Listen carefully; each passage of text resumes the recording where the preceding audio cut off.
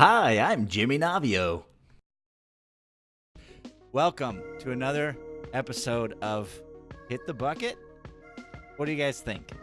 That's the name that I think we landed on. What, Hit the Bucket? If you Google it, there's nothing. It comes up with results for Kick the Bucket. So we're thinking for the official name for the podcast, we're gonna call it Hit the Bucket.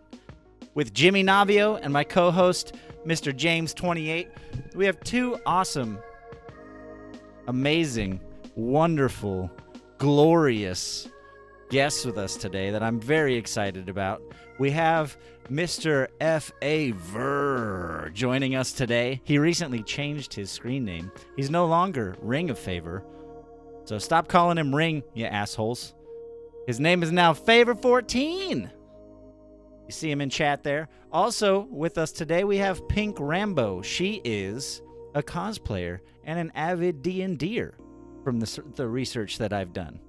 So we're going to have a little conversation. They're friends with each other, too. PinkRambo is a member of various DLC communities. She's in chat all the time. She's always in Favor's streams. So I touched base with her, and she was like, yeah, let's do it. She was super gung-ho. She was the one messaging me like, hey, what date? When are we doing this? And I was like, all right, let's do it. And Favor was gracious enough. He was free tonight, and he said, yeah, let's do it, man. So I'm going to bring them on, and we're going to get to know them a little better. And then later, we've got a Sheef's beef hot off the grill. So it cost him 10 true. I had to pay him a lot of money. He's not cheap, guys. So without further ado, they're going to unmute themselves. We're going to change views, and we're going to have ourselves a grand old podcast. You guys there? I'm here. Wait, that's not PinkRambo. Who's that? That looks like someone from... Anyone? Name it? Can anyone name it? Oh, I thought you didn't know what it was. No, I know what it is. Overwatch. Yes. Which one? There you go. There you go. Anyone? Soldier 76. Soldier 76. I told her if she was going to come on the podcast, she had to be in cosplay. And she's like, that's cool. I'm doing this tomorrow anyway. So this is a practice run for tomorrow. So He told me the same thing. I told him it would cost another 10 grand. So it's true. He was like, yeah, I got this pink tutu, but it doesn't come cheap. James, how are you doing? I'm doing good. How are you, Jimmy? I'm well. I got a lot done at work today, and Lady Navio came home, gave me some smooches. So I'm in high spirits. James is back at school. For those who don't know, his family lives in California, but he goes to school in Vermont. So he's back and forth in the fall, winter, and then back to California in the summer. And so you'll notice you don't see his unmade bed in the background. It's over there now. And there's no brother off to the side shouting at Fortnite anymore. He actually is in a quiet room, so he won't be muted half the time. So hopefully we'll hear a little more from James. So Favor, Jim. we're gonna jump right into it. I need to know how long have you been? So this name change, is this something you've been thinking about for a while? Yeah, I one of the biggest problems I had is the bigger the community grows and the stream grows. When you type in Ring of Favor, you don't see me. You see Dark Souls items. You see Dark Souls, and I couldn't really create a brand based on Ring of Favor, especially with all the underscores and stuff. But I decided in my own way to change it with lore that coincides to the stream and stuff that's happened in the past. So 3 or 4 days ago, I changed it and did, like, off the top of my head, like a 25-minute spoken word story with Nice. like rain and storm in the background. So now I've got an ongoing case of who kidnapped Bad News Bear, which is the bloody bear that shows up on my stream, and who killed my manager, Gloria. I only hired her because her name is Gloria. That was it. No, you didn't kill Gloria, did you? No, Gloria's dead. She was murdered. No! Yeah, she was murdered. So Gloria's gone. So, God damn that Ratchus. but it's okay. The reason that I'm favor 14 is because I sliced her murderer. I sliced him 14 times with a chainsaw and got glorious revenge. So it's okay for now. We still got to find Bad News Bear, and I got to find a replacement because all this work is piling up over at the ring, and I got to get the ring back because I lost the ring because, you know, she handled all the bills. So I'm in a new place. Everything is just, it's a big pain in the ass, but we'll get it back. We'll get it back. Yeah. I like the name. I really like the new who does your graphics? I do. You do them yourself? Yep. Yeah, Dude, I do. I gotta hire you. I do the graphics and my emotes. The only emote I did not do, I actually had a Devil Lady do my praise emote, and she's just incredible. She does amazing work. So if anyone's looking for emotes, she's only $10,000 an emote, but it's worth every penny. Everything's 1,000, 10,000. Well, you know, yeah. Hey. So Look, we're high class. High class, yeah, we're up here. There, so Devil Lady is in chat if anyone needs emotes. She made my praise emote. The other ones I made, but I wanted like a legit. Sometimes you look at your own artwork or your own work and you're just like, I don't like it. Or you pick out the stuff, so when you have somebody else do it for you, you can just be like, I like it. It's mine, perfect, and I love it. It's perfect. And I mean, the praise emote, just praise alone, has become its own universe over on my channel. So it worked out perfectly. very cool. So you said you do all your own graphics. So like all that text and stuff, is that a font you found? Did you like, I really like the text and like the over the 14 with like the, are you just a mad Photoshopper secretly? Or are you just like secret? Well, you know what? I went to film school. I've done a lot of artwork in the past. I've been in art shows all through high school for drawing, so I always had the eye for art stuff. And then, you know, when I was in high school, that was when like all these computer graphic programs started coming out. So I originally went to college for graphic design, and then I got bored of it, and that was when I switched over to film school. Okay. So I have some under my belt. Like, I wouldn't call myself a professional. You've got a solid foundation, though. Thank you. And the fonts, I find the fonts online, but it's kind of shady to just use someone else's font. So I'll take them and then kind of just F with them. Like, I'll chop them in half, and so like I'll take it as like, you know, because it's not, if you take an idea of something, then that's one thing. Instead of just saying like, boom, here you go, you know, let's go. So that's cool. I didn't know that about you. I knew about the film school background, and you know, most of the people here are familiar with at least a little bit of your history with your accident and how that kind of changed the course of things for you, and that's how you found Twitch and all that stuff. You know, we can. I don't want to spend too much time on that. Most people here know kind of that backstory. We can get into a little bit, but I had no idea the art background. That's really cool, because I saw your graphics and I was like, I gotta find out who he uses. I'm gonna hire him because I was very impressed. I practice on nude photos of Batazai. He sends me pictures of him in his pickup, and I just draw the curves, the smooth lines, and I go from there. Yeah, I mean, it's a great starting point. Yeah. Greek god. True, he's a Greek god. So,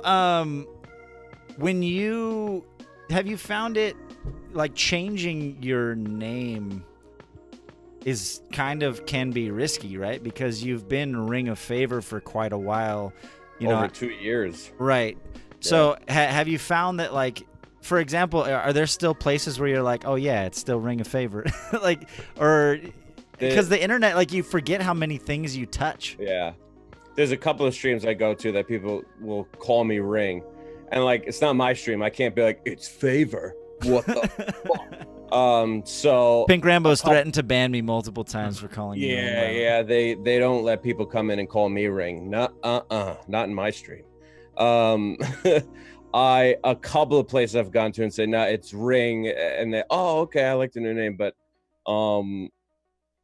the question was, is it hard? It actually, for me, it just kind of gave me an extra boost. You know, I've been the same name for 2 years, so it was kind of just like I put it like this, because Mrs. Faves was not happy that I changed the name. She thought it was a bad idea, and I said, think of it like, yeah, I was like, think of it like this. You know how in Buffy the Vampire Slayer or in any other like long-running television show, you've got like the first 2 seasons, they're in the library, like that's their main go-to spot, and then the library gets burnt down, so in the 3rd season they're at Buffy's house, and then Buffy's house gets invaded by vampires, so in the 4th season they're all staying at the bookstore, the magic store. It was like, think of it like that. We're in the 3rd season now, and now we're at Favor's place, not the Ring. She was like, okay, I get it. That's funny because you have such a video production writer's mind. Like I never would have thought of like putting it in that context at all, but like it makes perfect sense. By the way, my sister is like the hugest Buffy fan. I remember the episode when Buffy's mom died, and it was like just fucking, you know, everyone lost their shit because like and then she would like go into detail. She's like, no, you don't understand, there was no backtracking music in that whole episode because they set the mood for that blah blah blah, like, and I was and so like you mentioning that specific show is funny because I'm like, it's the one show I actually kind of know a little bit about because of my sister. But Joss Whedon's a genius director. Some of the things he's done, that was one of his earlier ones, right? When the mom died, or just Buffy in general? Just Buffy in general. That was one of his earliest ones. You know, he started doing the movie and he quit like halfway through because he didn't like what they were doing with it, and then it changed directors and it turned into this goofy the movie was pretty goofy. And then they called him back and they were like, we're thinking about making it a show, and he was like, okay, but only if I could do it the way I want. And they were like, sure. He was like, you got it. And then it's one of the most loved television shows to this day. And me and the wife, we've watched every episode about 6 or 7 times, honestly. So it's just one of the ones we got into. Yeah, that's pretty cool. It's cool when you find like that show that you connect with. Yeah. If you have a significant other that like you just both can't wait to like sit down and watch together. Yeah, our next big one was Sons of Anarchy. We watched that twice in a row. We watched the whole series and then started from the beginning and watched the whole thing again. And now they're coming out with the Mayans, which is a spin-off, and that's coming off, I don't know, and like I think this week coming up. So we're gonna watch that. So that should be good too. So we're ready to go. Nice. There's so many shows now. It's amazing. So for anyone who is not a member of Favor's community, I do want to do a quick so for those who don't know, Favor has a really amazing backstory. We won't go too deep on it, but he's been a club owner. He has written scripts, right? No, you've written stuff that's actually made it on screen, right? Yeah, that's even a poster that I wrote and directed behind me. I mean, why don't you give us just like the super abridged version of where you come from? Okay, so I bartended my way through college, paid everything in dollar bills, went to New York Film Academy, got a degree in screenwriting. As I continued bartending, I moved up into management positions just for more money. And then it actually worked out because getting a job as a screenwriter is not easy. Right. It's not like super competitive, probably. Yeah, it's not like you could walk over to Screenwriters R Us and hand in your application. You have to have packets of scripts and just say, I wrote this, and they could go, no, and then that's it. So it's kind of, when they say it's who you know, and they're not kidding. And so I kept moving up the ladder and ended up running a nightclub in New York for a couple of years, and we ended up getting like awards for #1 bar in the country and things like that. And one day Johnny Mesner, who's an actor, if you look him up, you'll be like, oh, that guy, because he's just kind of in everything. Yeah. He walked in and I recognized him and we got to talking, and I said, you know, I'm a screenwriter. And he said, that's funny because I just started a production company with a buddy of mine who's an agent, and it was called Johnny Be Good Productions. And I said, well, any chance I can send you some stuff? And he said, yeah, why not? So I sent it to him, and 2 days later he was like, let's meet at a restaurant. I was like, oh shit, you know, let's do this. It's like so fast. Yeah, it was fast. And what blew my mind was, so I meet him there, and he was quoting lines from one of the scripts I wrote, which was a comedy, and he was laughing. Like, if you see, like, you go with your buddies to a movie and you guys leave, like, what about when he said this? What about when he said that? He was doing that to me about my script, and I was like, oh my God, it's like the coolest moment of my life. I bet, dude. That's crazy. He was like, what we're doing right now is we're actually like intercepting scripts that were purchased and have actors attached to them, but we need a better writer to fix the script. So you'd be doing rewrites for us. And I was like, I'm down with that. And he was like, okay. So he handed me the first one. It was attached to Bruce Willis. And I was like, like, I couldn't believe it, because It just happened so fast. And so I rewrote that script. As that was going on, since I got so into it, I produced my very own horror film, which is behind me. That's the poster for it, and shopped it around film festivals. And then we did another comedy. Then I tried to, we shopped a television show around that I tried to get going. It just very hard to get a TV show around. And then, so the guy, Johnny, I got a couple more jobs out of him. All of a sudden he had twins. He got this big role in a Denzel Washington movie. And he was like, I don't have time to have a production company anymore. And we're like, oh, okay, I'll just try and figure it out. And then as figuring that out, I had switched careers. I was working heavy on the screenwriting, and then was hit by a drunk driver. And the last 2.5 years, going on 3, it'll be 3 in January, 3 years, I've had multiple spinal surgeries up in my neck all the way down to my lumbar spine. And now I'm more robot than man, because they've added all different rods of steel. And then because of that, 2 years ago, because I was bored at home and losing my mind because I couldn't just do nothing, I had found through YouTube, I had found out what Twitch was, because I didn't even know what Twitch was at the time. Right. I was watching Souls videos from guys like Paragon DS and Epic Name Bro and Fighting Cowboy, and I was like, oh, let me check this out. And I started watching it, and then I was just like, oh, I'm gonna do that. There's no problem. Why not? You could hit the share button on a PlayStation, and all I had was the little mic that hung pretty much like this. Just hung out of your ear? It just hung out of my ear. It was only one ear. You could barely hear me, but I just went for it and never stopped. And that was it. That's the story. And next week's my last week, and that's the last you'll ever hear from me. Thank you a lot. Next week, you're done. Yeah, that's it. I'm over it. Never gonna stream again. No, I'm over it. It's not fun anymore. Just get out of here. I would show up at your house and beat you up. She's not even kidding. I have no doubt. She's a sassy minx, man. She will not let that stand for a second. No, she's got a Twitch cup and everything. She'll shove it straight up your beehole. Oh, nice. I have pee solid, but that's a thing. I actually have a question about that later, courtesy of Frosty. Is it so? You said you started off doing rewrites. Kind of last question, like digging into your past a little bit. Because I listen to a lot of podcasts about that industry, and from what I understand, there's some people that is their career. Like you've never heard their names before, but they're some of the most prolific like rewriters. All they do is take scripts and rewrite them and improve them and ship them out.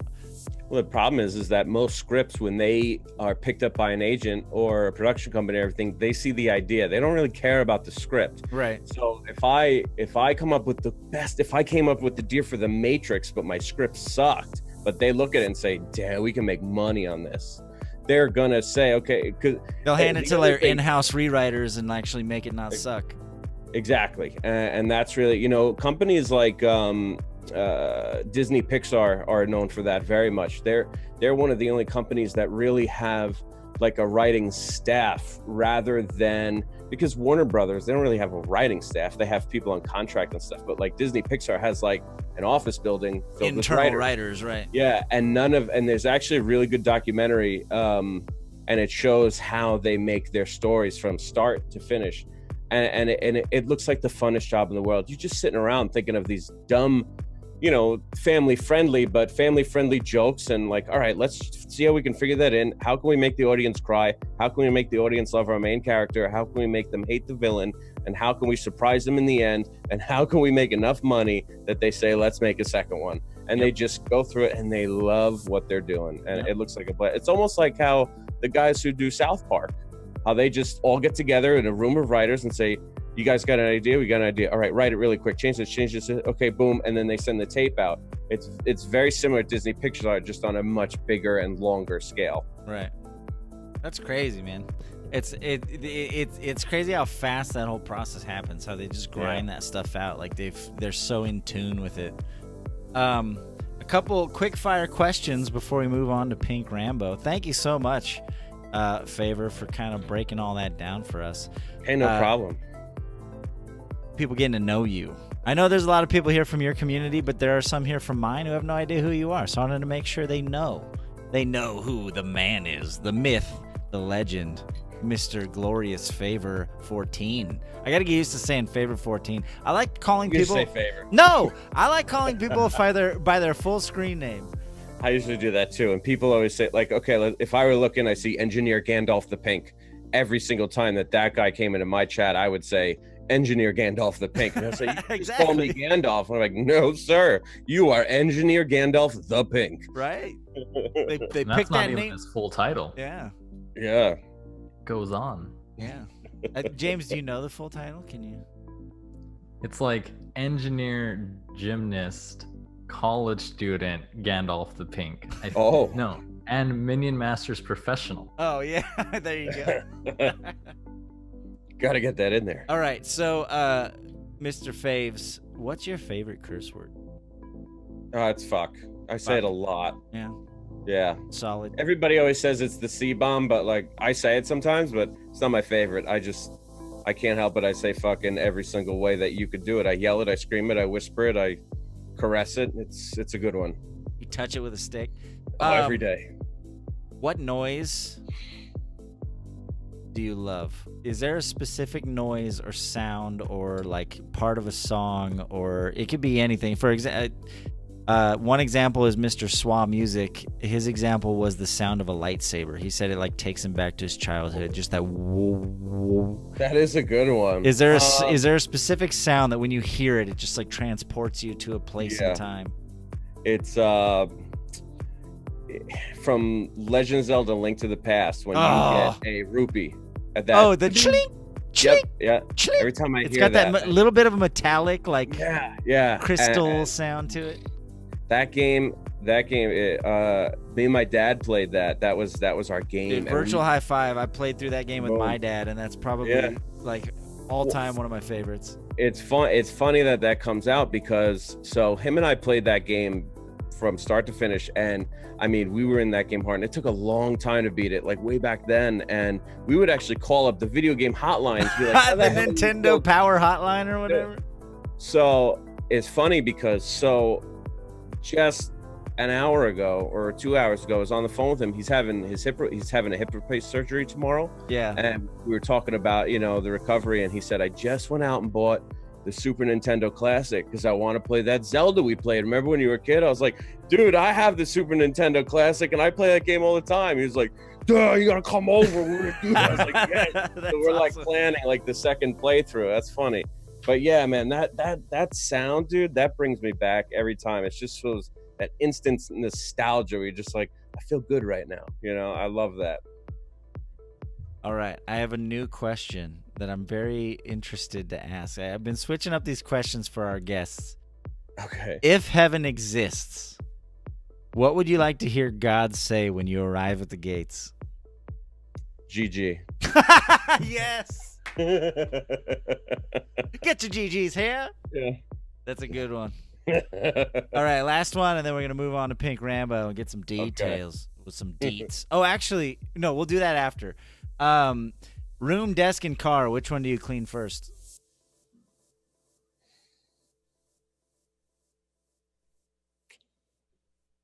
Room. Yeah, I'm one of those people that it's funny because I'm looking at my desk and it's always clean because I'm actually very, very neat. I'm kind of like don't put it in the wrong place. But I'm one of those people that, and Mrs. Faves thinks it's the most adorable thing in the world. When I wake up, I have to make the bed. It's the first thing I ever do is make the bed, because I heard forever ago someone had said, you want to be successful in life, get up and make your bed. It's the first thing that you do, and it sets the tone for the rest of the day that you're going to get shit done. I have heard that too. I can't remember who said it, but I've heard that many times. There's a couple of things. They say, like, successful people always make their bed in the morning and brush their teeth before they go to bed, because it just keeps them in routine, and then it sets the tone day and night that you're gonna get stuff done no matter what it is. Whether, you know, I can wake up and be exhausted and not want to make the bed, but I'll say, make the bed. Let's make the bed, and then you'll be like, it's done. Now I can relax, you know. So right. Bedroom. I'll clean the bedroom first. All right. Bedroom. And so desk is just always clean. You don't need to clean it. Yeah, and you know what I do too is when I'm done streaming, I put everything back where it belongs. Even if I got somewhere to go, I'm very adamant at making everything where it is, because I'm one of those people, like, if I have to leave, when I come home, if the place is a mess, I can't get comfortable. Right. Oh, dude, I am the same way. The first thing I do when I get home is, if anything is, I gotta do this, put that away, clean this up. Oh, that doesn't go there. And then I can't sit in a messy room. I feel like super uncomfortable to just sit in a mess. So I try and tidy up before I leave, so when I come back, I can just sit down. Yep. Boom. Cool. That's awesome. We have a lot in common in that aspect, because I'm the same way. Like, Lady Navi will make dinner, and like, I'll eat my food and I'll immediately stand up and wash the dishes. Like, I can't stand just having dishes. Like, if that stuff starts to pile up, I literally will sit there and think about it. I'm like, oh, there's dishes in the sink. I can't do anything else. Yeah. Favor, what are you not good at? I'm trying to think of, like, because there's plenty that I'm not good at. I'm trying to think of like a good answer. I guess thinking of a good answer is answering shitty questions on the fly. I can give you a good example of just something that happened recently, is that I learned I am really bad at, when I'm streaming, if I'm talking, if Paragon was on my stream, we were playing For Honor, and we were both talking to each other, and I completely ignored the chat. Completely. I couldn't keep up. How dare you? I know. I'm just playing. 2 years I've been streaming. I never have people in my ear. It's always just been like my thing. Like, no, I'll entertain you. You sit back and relax. Don't worry about me. But I started doing more multiplayer stuff, and you kind of have to have people in your ear. And I'm like trying to learn, man, because I've always prided myself on paying more attention to the chat than the game, and now I'm like paying more attention to the game than the chat, and they're all fucking with me because they're in the chat like, Favor's not paying attention to me, he's ignoring me. So that's what I'm bad at. I feel like PinkRambo was one of those, probably giving you shit. No? She was on mod duties. Speaking of which, banning everyone who was talking shit. We got a raid just now. I do want to recognize it. I appreciate you guys being here. If you're here for the first time, this is a podcast, so generally the format is we don't tend to interact with chat quite as much. We got a solid discussion going on here. You're welcome to chime in. Occasionally we'll pick something out of chat, but for the most part, we are focusing on talking to each other and getting to know our guests, Favor and PinkRambo. So now that we've gotten to know Favor quite thoroughly, thank you so much. You're welcome. We went deep. We went deep and hard. Hard and deep. Yeah. Hashtag no lube is what you say over there on your channel? Yeah, no lube. If we're gonna do it, you're gonna feel it. Never any lube. Never. Ever. Never. Ever. Well, I mean, when Favor walks in a room, he makes everyone moist anyway. So when does he doesn't even need it. Boom. Even the guys, it's weird.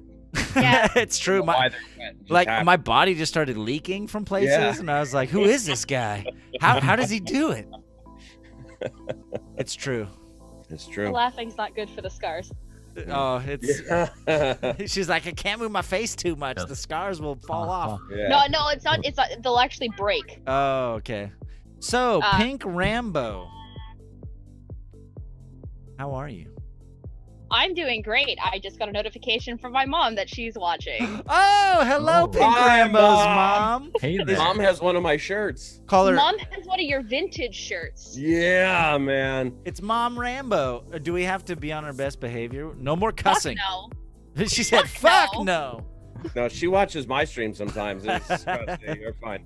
Yeah, like I'll have Favor stream open when my mom's over and we're just chilling and I'm like, hey Favor, my mom's here, can you give her a shout out? And then it's just like, hey Rambo's mom, what's going on? And I'm just like, yeah, that's right.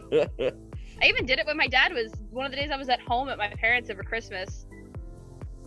I had Favor give a shout out to my dad, who also has some of Favor's vintage.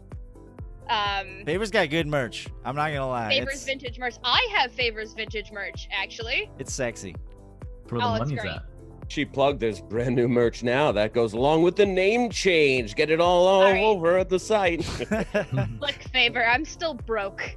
When I post this on YouTube, I September, will post. September, and I'm gonna update my merch for you. Okay, I promise. Deal. I was gonna say when this goes up on YouTube, I will have all of your social links, including your merch store, Favors, so people will be able Nice. to, if you go watch this later on YouTube, you'll have all those links. And you guys are welcome to post any links you want in chat. My guests, hype it up, tell the people what you do and how you do it. PinkRambo, how long have you been doing cosplay? So the first time I cosplayed, God, was back in 2012, and I went as a very awful Blood Moon Akali from League of Legends. Ooh, I love Akali. Yeah, but I it hate was that they updated her splash, by the awful. way. I loved how she was almost falling out all the time, and they were like, "No, we can't do that." Yeah, it was just side boob. Yeah. everywhere. It's like a Yeah. little teeny strip of cloth, and it's just like, "Oh, Yeah. those are falling out." The second she throws a dagger, those are falling out. Those And are then- just falling out everywhere. But yeah, no, I did the Blood Moon one, so it had like the fake kimono. So My- and it was like just a really short kimono with like long sleeves, and my commas were made out of cardboard, and the handles to toilet plungers. Nice. You got to start somewhere, though. Like No, absolutely, absolutely. that's how you learn. And I really loved the photo shoot because it was this huge photo shoot, and there was a guy dressed as Pantheon, like classic Pantheon. His armor was made out of duct tape and it was painted. Nice. I still have the kimono and it still has yellow paint from where he rubbed up against my back. Nice. Memories. My favorite Akali skin is Nurse Akali. That I'm never gonna do that. It's it's one of the only skins I've ever paid for in League of Legends. I'm not gonna tell you how much money I spent on League of Legends because I played that game for 9 years. Oh yeah, no, I've played that game since I bought a box copy of League of Legends at Walmart. They don't sell I bought it like way back in the day before it was. My brother did too. Yeah, I still have the box. I should go get it and show it to you guys sometime. I'm very proud Did you get of the it. map with it? Yeah, no, it's like the 3-fold box. And it came with the silver Akali skin, which is like the only way you could get that skin was to buy the box copy. Yep. So it's one of like the top 3 rarest skins. I'm very proud of it. It's one of my few nerd accomplishments that I'm very proud of. So along with obviously your cosplay game has gotten better. The makeup's on point. Got the hair. Got the jacket. Where does the D&D come in? Was that?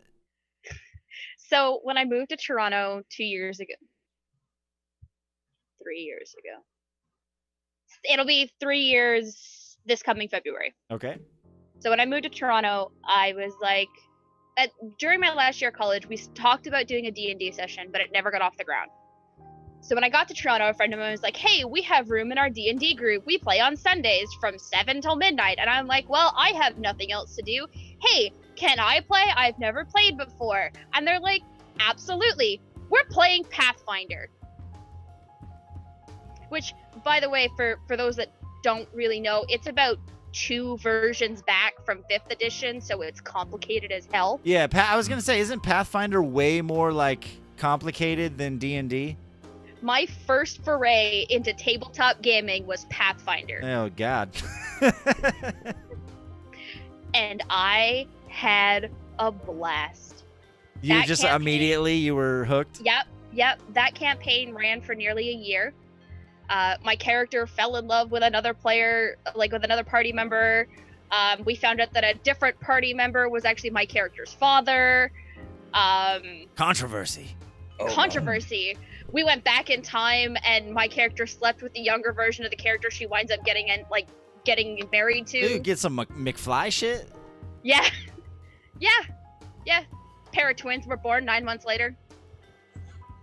Terrible. And you think I'm kidding, but I'm not. We did the second edition of that campaign, and me and the guy that played the character that I got married to, we played the twins.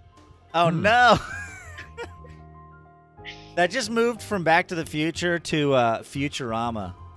Yeah. I don't know if anyone follows the time travel story in Futurama. Shit gets weird.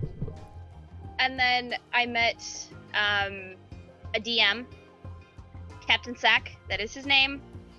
Captain Sack. Captain Sack. Captain Sack. Was- SAQ. SAQ. Okay. Yeah. We ran one for a Reaper 76 Discord. It didn't go very far, but and so we kept in touch. And when he was like, "Oh, we're gonna be playing this campaign. Would you like to join us?" I'm like, "Absolutely!" Like, excuse me? Yeah. Yes.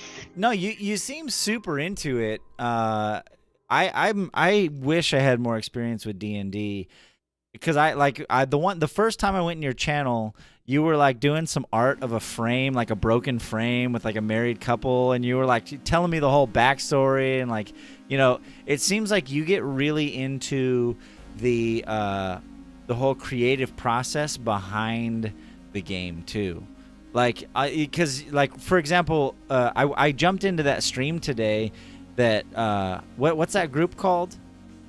Dire Bear Adventuring Company. We're attempting to become the next Critical Role. Yeah. Attempting. So is the key word. No, but like I noticed you weren't one of the key players, but like you're one of the artistic. Like you're doing a lot of the stuff behind the scenes, right? Like you're involved. Oh no! I should have been in there tonight. Oh really? Yes, I wasn't on stream because the guy who was coming for a fitting for his commission was not here at 5 o'clock like he said he was going to try and be. He didn't get here till 6:30, and I had to do a fitting with him, and then having to leave early from the session to come prep for this. And by that point, it was like I was going to be in session for 20 minutes. And I'm like, okay, Cap, I'm just going to make the decision. I'm not going to be there tonight, and go without me. But normally I'm there. I'm the medical officer on Wednesday night. The character that I was drawing was my own. Oh, okay. With her ex-fiance. They were supposed to get married, but it became more of an obligation for him. It was just something he should do, not because he loved her. And she's like, I don't want to marry somebody who doesn't love me. Even though she was still very much in love with him, despite it all. And then he shows up on her door like a week before she leaves for space, never to return, and says, can you please look after my brother? And she's like, well, I can't say no to you, so yes, of course. I will look after your brother. And now said brother is doing dumb shit on spaceship because I wasn't there this week. Yeah, it looks like in chat we've got a couple Nara fans. You guys are welcome to drop the link to your Twitch channel. It's pretty cool. Yeah, they have a whole campaign going on. Like it impresses the shit out of me how deep those stories go. I think Favored probably appreciate it as like the whole screenwriting. Like the stories are pretty complex. One thing we didn't even touch on, Favor, was the whole you're a huge avid fan of wrestling, and those plots, those are like muscle soap operas. Like there's so many intertwining stories and like how complex they are. It's kind of funny because both of you are really involved in that creative process in different ways, in different mediums, but you actually have a lot in common in that way, right? So yeah. It's kind of cool to hear you talk about how I make fart jokes You know, that's the extent of my writing abilities. Like, I don't have the attention span for it. So, like, it's really, really inspiring to me to, like, hear how passionate you are and just to be able to sit down and create these elaborate worlds and just, like, it's super cool. So I have mad respect to both of you for that. I keep trying to get Favor to come play D&D with me. Yeah, but I want to be the dungeon master, but they tell me I have to learn so much shit. I'm like, man. But this is why I'm telling you to come. This is why I'm telling you to come play with me. I'll teach you how to play. Well, I can't. You come be one of my players. I'll teach you how to play, and then you can run your own goddamn game. And I want to be in it because I want to fucking be a player in the fucking Favor game. I demand. Dude, being a dungeon master is a huge undertaking. Like, yes, people don't to be a good dungeon master, because you can just be like, you know, fucking have the book sitting there and just like, okay, now you do this. But like, in order to create a narrative and take people on a journey and be able to make those decisions on the fly, it is not. I did dungeon master once, and I was like, dude, this is. Because because especially when you have a certain level, like Favor, for example, I know for a fact you would have a certain level of like quality that you would have to have. So you would literally take all of your time to ensure that everyone in that D&D experience is having the best possible experience. Maybe we need to do a DLC, a D&D or something like. I know we've been talking about doing that Cards Against Humanity. I know that's completely different, but I know we've been talking about doing that, which would be like a full DLC thing. The D&D, I would love to do. I can't imagine I'd have the time to do it. No, it's a huge commitment. Yeah. I play every day. Oh my god, so I can't do that. PinkRambo she created her own D&D campaign that followed Dark Souls 3. That was really cool, and I came by and watched a bunch. You know, you couldn't really chat because they were doing the game, so it's kind of like this, where I would just sit and watch. But it blew my mind how much was put into it, because like lore. Lore. Even though she had all lore, even though she had like the boss layout and like, you know, the actual game was very created, she had it was like, oh, you rolled a 6. Oh, well, you can't hit him in the knee anymore. You're going to have to come over here. And I was just like, Jesus Christ, this would blow my mind. Yeah. So I thought that was really cool. I would, if I had the time, I'd probably be super addicted to it. But there's no way. There's no way I could do it. Yeah. Yeah, that Dark Souls campaign was a lot of fun to run. It is the only time as a DM it is acceptable to attempt to kill your players. Yes. Because it's the whole objective of Dark Souls. Yep. Invasion. They got to the Soul of Cinder fight, and I one-shot the tank twice. And I invented a respawn mechanic. I invented a hollowing mechanic. Wow, that's crazy. It was really Dark crazy. Souls 3. I created a party of NPCs that was like Solaire. Dude, you two need to get together and you need to like get this into a book format and sell that shit. Like people would like for real. You could create your own like Dark Souls, Pathfinder, D&D like book series, and people would buy the shit out of that. Like, oh, absolutely. With the amount of detail and time and stuff that you put into that, dude, that's amazing. Like that people would buy that. I had made my own pogs. I took all of the like the actual maps. Pogs, yes. dude. Yes. Did you have a slammer? I created the maps were from the game itself. So like I pulled the world maps from the wiki and turned them into D&D maps. I had stat blocks. Like I had an Excel spreadsheet with all of their boss battles on it. What each character had for AC or armor class, what each character had for health, and what they did for attacks. Did they have special attacks? Was there more than one phase? Yeah, I ran with it. That was a fun one to do, and then I had to stop because I was getting burnt out because it's a lot of work. DMing is a lot of work. Oh, absolutely. I DM 2 consistent games every other Sunday and every Thursday. Wow. You're the best. And I play in I play in 3, and I've got a new one starting up every second Friday. That's live at my house with my nerd friends in Toronto. Saturdays are hit and miss, How but do you have time for all that? Mm-hmm. I make time. Yeah. Mm. Also, until recently, I've been unemployed. Oh, until recently. Yeah, I start school on Tuesday. Oh, nice. Like, you know, I like they're joking in chat that like she sounds like a nerd. I'm guessing they're friends of yours, and I countered and said that she's the best kind of nerd. Like being a good DM is pretty selfless. Like, no, you know, it's not like you get paid to do it. It's just like you passionately care about giving everybody else in that room the best experience possible. Yeah.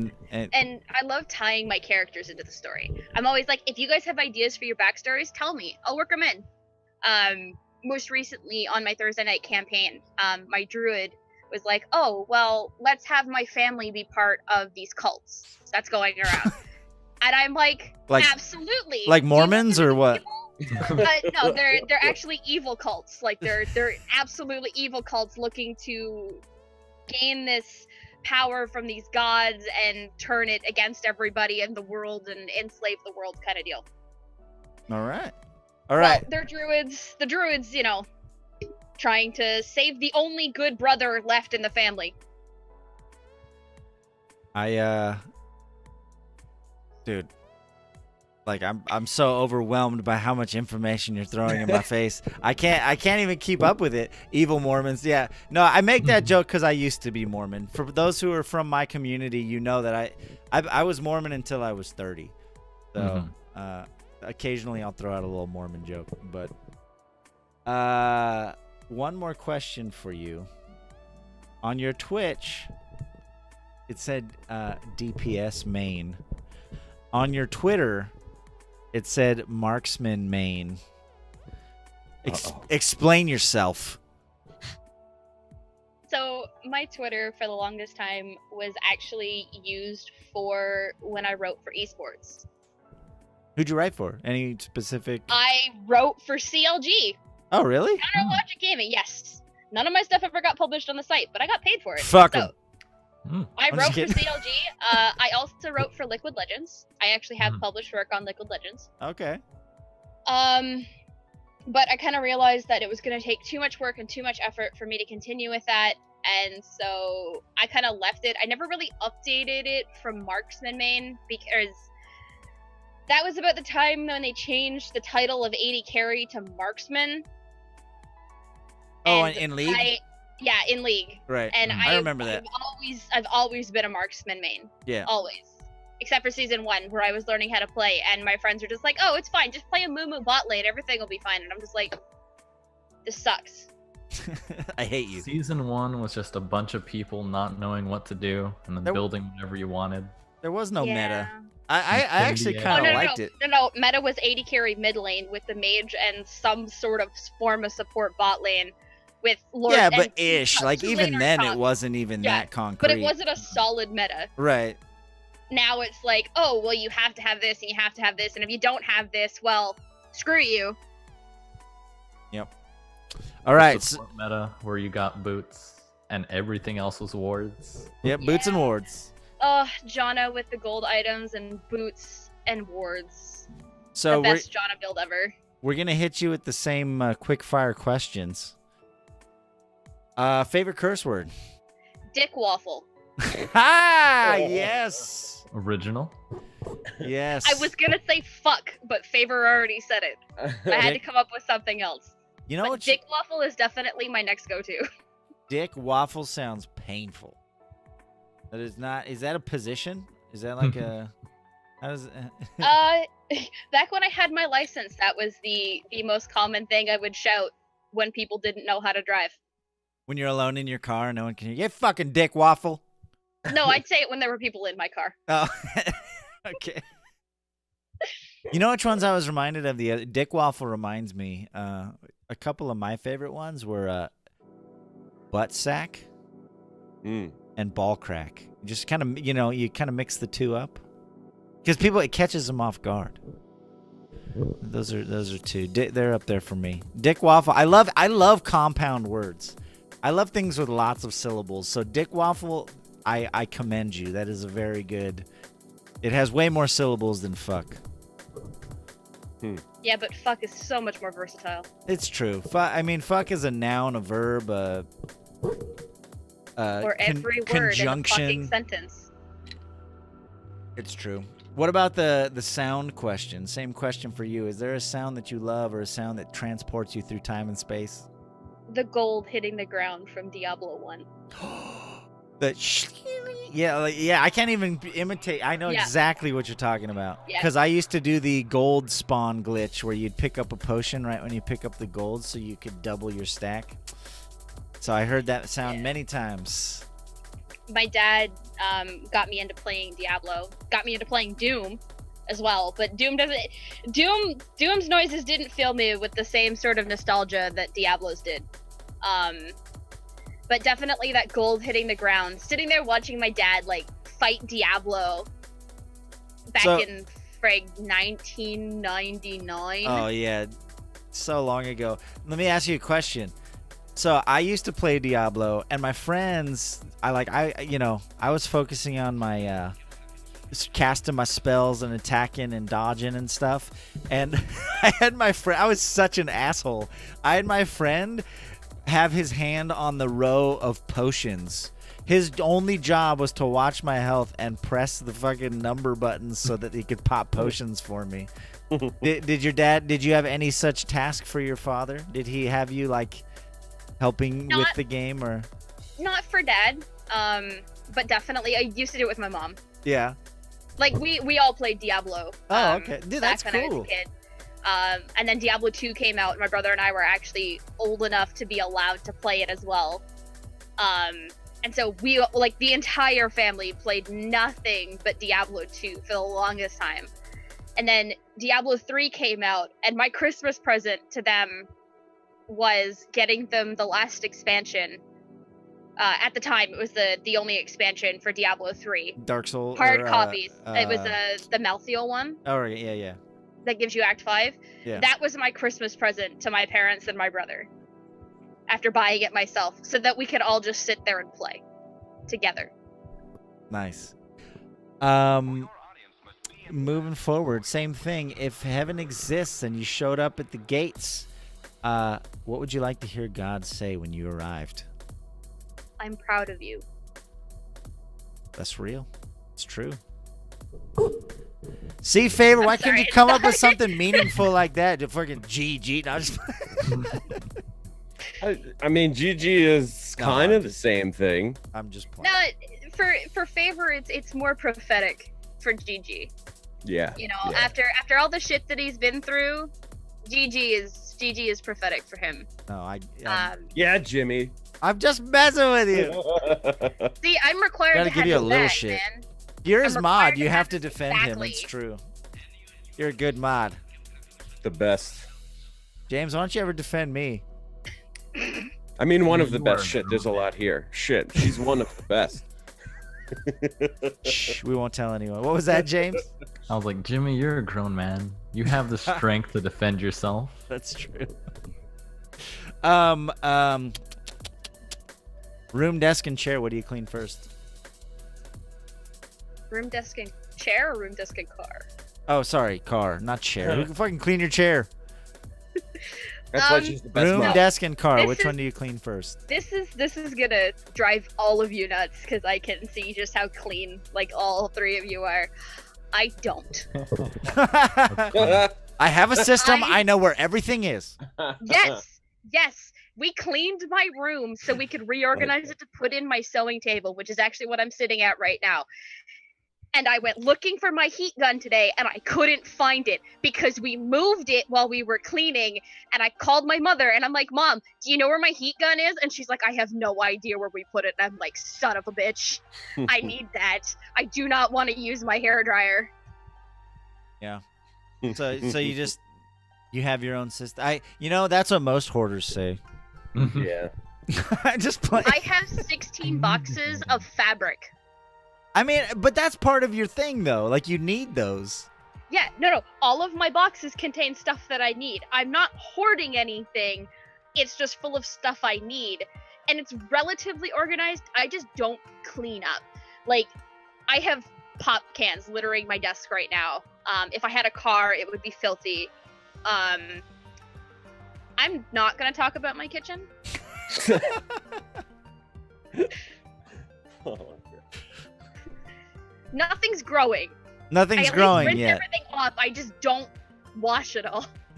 No Nice. cockroaches, no ants. No Nothing's cockroaches, growing no that bugs, I haven't planned on nothing. growing. But no, if I had to clean something, it's always the desk. Because if the desk is clean, then I can at least function. Because I Right. spend most of my time on the computer. Nice. All right, last one. What are you not very good at? I mean, other than cleaning. Oh, What am I not very good at? I'm actually relatively bad with understanding when too much is too much. Hmm. In what way? Do you have an I- example? The filter between my brain and my mouth, almost non-existent. I sometimes overshare facts of my life that are not appropriate in the situation we're in. And you agreed to come on a podcast? I know, You're in right? trouble. it's a But I'm not blessing and a I'm not curse. drinking booze though. I'm not drinking booze, so as long as I'm not drinking, I'm usually pretty. Just because you are doesn't mean I have to. What's in that purple cup? Pepsi, actually. Pepsi sounds good. So, one thing, PinkRambo, you specifically had something that you said you wanted to talk about. You wanted to give a PSA to the people about cosplay and what is and is not appropriate. So, PinkRambo's going to break it down for us real quick. Then we're going to take a short break. Y'all can go hit the bucket, drink your drink, smoke your smoke, do what you do. And when we come back, right after that short break, we're doing the Sheef's motherfucking beef. We got some fresh beef right off the grill. So, Love PinkRambo, can you break that down for us? Alright, so the movement is called Cosplay is Not Consent. And the really big thing about that is, you should always ask if you're going to take pictures of people in cosplay, if you want to take pictures with them, if you just want to take pictures of them. If Or you, touch them? Or touch them. Oh my god, I cannot stress that enough. Because if a cosplayer is sitting there eating food, probably not a good time to come up to them and be like, hey, can I get a picture while their mouth is full of pizza? Makes sense. If a cosplayer doesn't feel comfortable around you and says, you can take my picture, but I would prefer not to have the picture with you, do not get offended. Understand that there are hundreds of people like you asking them to take pictures. Sometimes they don't like being near people. Despite going to conventions, some people actually have social anxiety, and they are very uncomfortable with people being super close to them. If you see a female dressed in a skimpy outfit, or guy is dressed in next to nothing, that does not give you permission to touch them, just because they're mostly naked. There is a reason why most of my cosplays are full-bodied, or completely covered in armor, or whatever, because I don't get approached by people like that, because I usually walk around with a very big gun or a very big sword. Makes sense. So, what would you say then if those are the do-nots of those in cosplay? What would you say the do's are? If someone obviously people they might be impressed by what you're wearing. There may Frost made a joke, but he has a good point. Maybe somebody wants a picture with Soldier 76 eating pizza. That's kind of a unique thing, I guess. But Yeah. so if you've made clear the don'ts of cosplay, what are some of the do's then? How should someone approach you, or kind of obviously you're in cosplay, which some would argue, playing devil's advocate, that you do want a certain amount of attention, right? Because you're dressed up as a character from whatever. So, Absolutely. So what would be the right way to go about that? So what you would do is you would come up to somebody and say, hey, Favor, I really like the Zelda cosplay you're wearing, but I can see that you're relaxing. Are you going to be here in the next 5 minutes, and can I come back later and get a photo? Or would you mind if I take a photo, and if not, can I find you later because I really want a picture of your cosplay.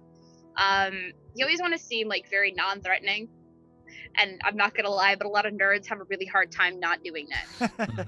They just like have their phone, like lean in, like don't even ask. Yeah. Yep. Zelda! Yeah, You know, and it's like, hey, can I get a picture with you?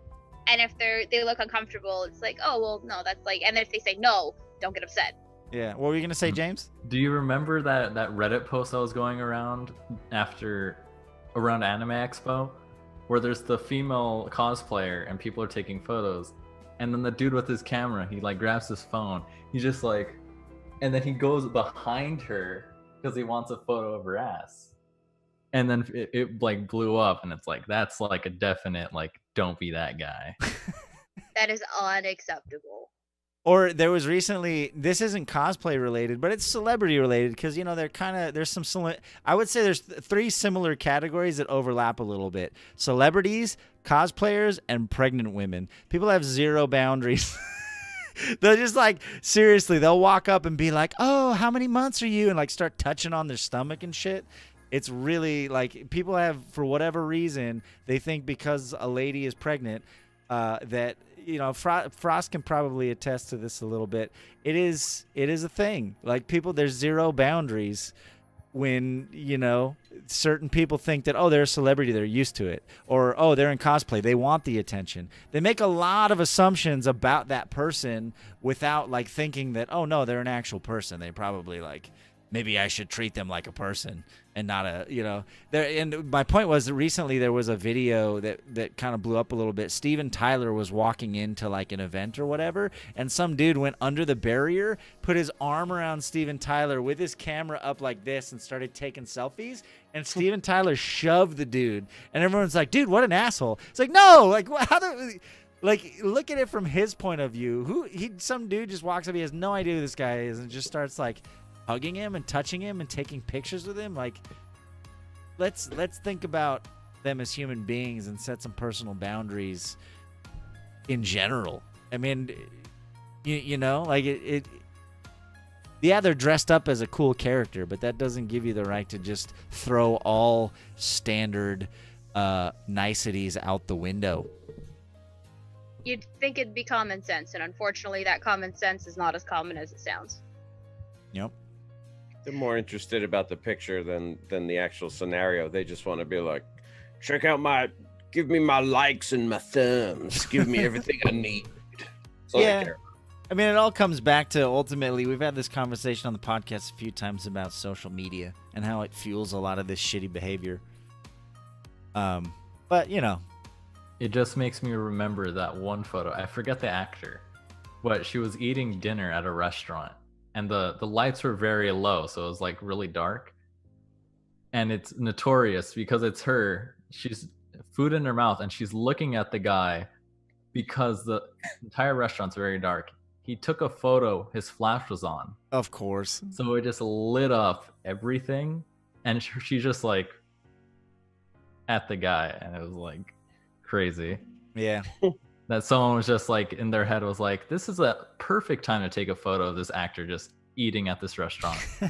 This seems appropriate. Yeah, of course. All right, guys. Like I said, we're going to take a very, very short break. Please stick around. I'm so glad you're all here. We're having a great discussion. When we come back, we're going straight into some beef. We got a hot, fresh Sheef's beef. For those who don't know what Sheef's beef is, our good friend Meshyf, shout out in chat if anyone, if we got a mod around. Meshyf is a good friend of ours. He pre-records a video every week, and he's an angry old man, and he has two topics for us to debate. Which one is the bigger beef? What is he mad about, and why does it matter? And there is a right answer according to him. So we're going to have a fun discussion about Sheef's beef when we get back. So if you guys just want to mute yourself, we'll be back in about 3 to 5 minutes. I am back. We're going to jump into the Sheef's beef in just a second. Before I do, I want to give a quick shout out to Mr. Meshyf, the man who makes the beef. Also, a quick shout out to Swa Music. The intro music and the first couple songs that you hear, also the music I use in the background of all my YouTube videos. It's a good friend of mine, Mr. Swa Music. Really nice dude. I think there's a command just for him. Go check him out. He's from my hometown. He makes sexy ass music. He streams from time to time. He's got all the social medias. Please show him some love. Our guests today again are Mr. Favor 14. It's going to take me a minute to get used to that. And PinkRambo. Also, new development. These episodes within the next day or two, they're up on YouTube. I would really appreciate it if you guys would check out the YouTube channel and subscribe and watch the videos there. Trying to make that grow a little bit. Obviously, they'll always be available on the Twitch channel as well. But we're really trying to make the YouTube thing start to happen a little bit. And they're edited over there, so they're like trimmed down. They got an intro and an outro and all that stuff. Jimmy's cracking that whip. Frost is helping me with that. He's kind of getting the YouTube stuff in order for me. So, yeah. He's quickly learning how nitpicky I am, and I apologize. But thank you so much. Without Frost, the YouTube stuff would not have been possible. So he's making that happen. Thank you so much, Mr. Frost. Also, next thing we're working on, it's coming soon. It will be available on iTunes and all your podcast apps. That's where we're going next. We're saving up so we can buy some hosting and get these podcasts out there so you can listen to me in your car and shit. So that's coming up. So I'm going to bring our guests back on here, and we're going to hit the Sheef's beef hard. In fact, let's go straight into our media view. Let me get my Sheef's beef up. You guys can go ahead and unmute yourselves, and we'll get the media view up. And there they are. These sexy... Ooh, beef. Sheef's beef. Yeah. He needs a... we were talking before the podcast about getting... He's like, I hate introducing myself on these videos. I was like, why don't you hire, like, Favor or MJ Lance or one of the DLC guys to, like, record? I could do it right now off the top of my head. Do you need the beefiest of beefs, the sheefiest of sheefs? Then get yourself ready. Open up them buckles and eat some beef. It's Sheef's beef. There you go. I Boom. love it. Very well done. Nice. There you go. It's done. So, It's done. So here we go. $10,000. Do you guys all have the Sheef's beef up? Do. Yeah. Mm-hmm. So usually we do it on go, so I'll say 1, 2, 3, go, and we'll all hit play. None of us have watched this. We're watching it for the first time with all of you guys, and we're going to see what Sheef has beef with this week. Are you guys ready? Let me pause my music. Let me crank up the sound here. All right, on go. 1, 2, 3, go. Welcome, everyone, to another episode of Sheef's Beef. We're down here at JTR HNBR Studio Network headquarters bringing you the beef. Now let's get to the man, Meshyf. Welcome to the ring, everyone. I'm your host, Meshyf. I'm bringing you 2 hot beefs this week, and we're going to see which is the beefiest. First beef. Check, stand, charity. Now let me break it down. Let me give you this scenario, okay? Close your eyes and think through this with me. You just got off work. It's been a long, grueling 8 hours of a job that you don't want to be at. You'd rather be at home. You get all your food finally, your beer, your essentials for dinner that night, and you get going and you get in line, and the last thing they say before they ring you up is, "Sir, would you like to donate $5 to kittens and children with cancer and diabetes? It would really help the community." Your first response, that wall goes, "No." But you can't just come out and say that. You'd be an asshole. There's a whole group of other people listening to what you say and what you do, and the store knows that they're peer pressuring you into donating that money. Now, here's the problem with that. If you just immediately donate to some charity that you know nothing about, you don't know where the money's going, you don't get the tax write-off, and the store gets all the goodwill, and they don't even match the donations dollar for dollar. It's a fucking scam. Knock the shit off, stores. Now, I got no problem with charity. I love charity, okay? It's really important that people donate and put money towards something or a cause that they believe in, but going to the grocery store and getting a case of beer and getting hit up for $5 for Toys for Tots or some nonsense, it's not the way to do it. This isn't how it works, okay? If you want to donate to a charity and you want to feel good about that, go to charitynavigator.org, Okay, what this website does is you put in the charity, and it'll tell you if they're 501c compliant, which is important for tax donations, and it makes it a little bit more legit as far as like how much of the money is actually going towards the charity and what they do with the money. So this will give you a breakdown on where every dollar goes. You would be fucking appalled to know that some charities will take a 90% administration fee for every dollar donated, which means if you give them $1, 90 cents goes to the admins and 10% goes to the actual charity. So it's really important to be smart with your money when you're donating to charities. You want to find a charity that A, you believe in, B, hopefully helps your community, something directly near you, because obviously the government isn't providing that service, otherwise the charity wouldn't exist, and then C, that enough of the money is going towards the actual charity that you feel comfortable donating the money. If I give 10 grand to someone, I don't want 7 grand to go into the pocket of some asshole administrator. I want it to actually go towards the charity, the people that need it, the whole reason for the charity. Okay?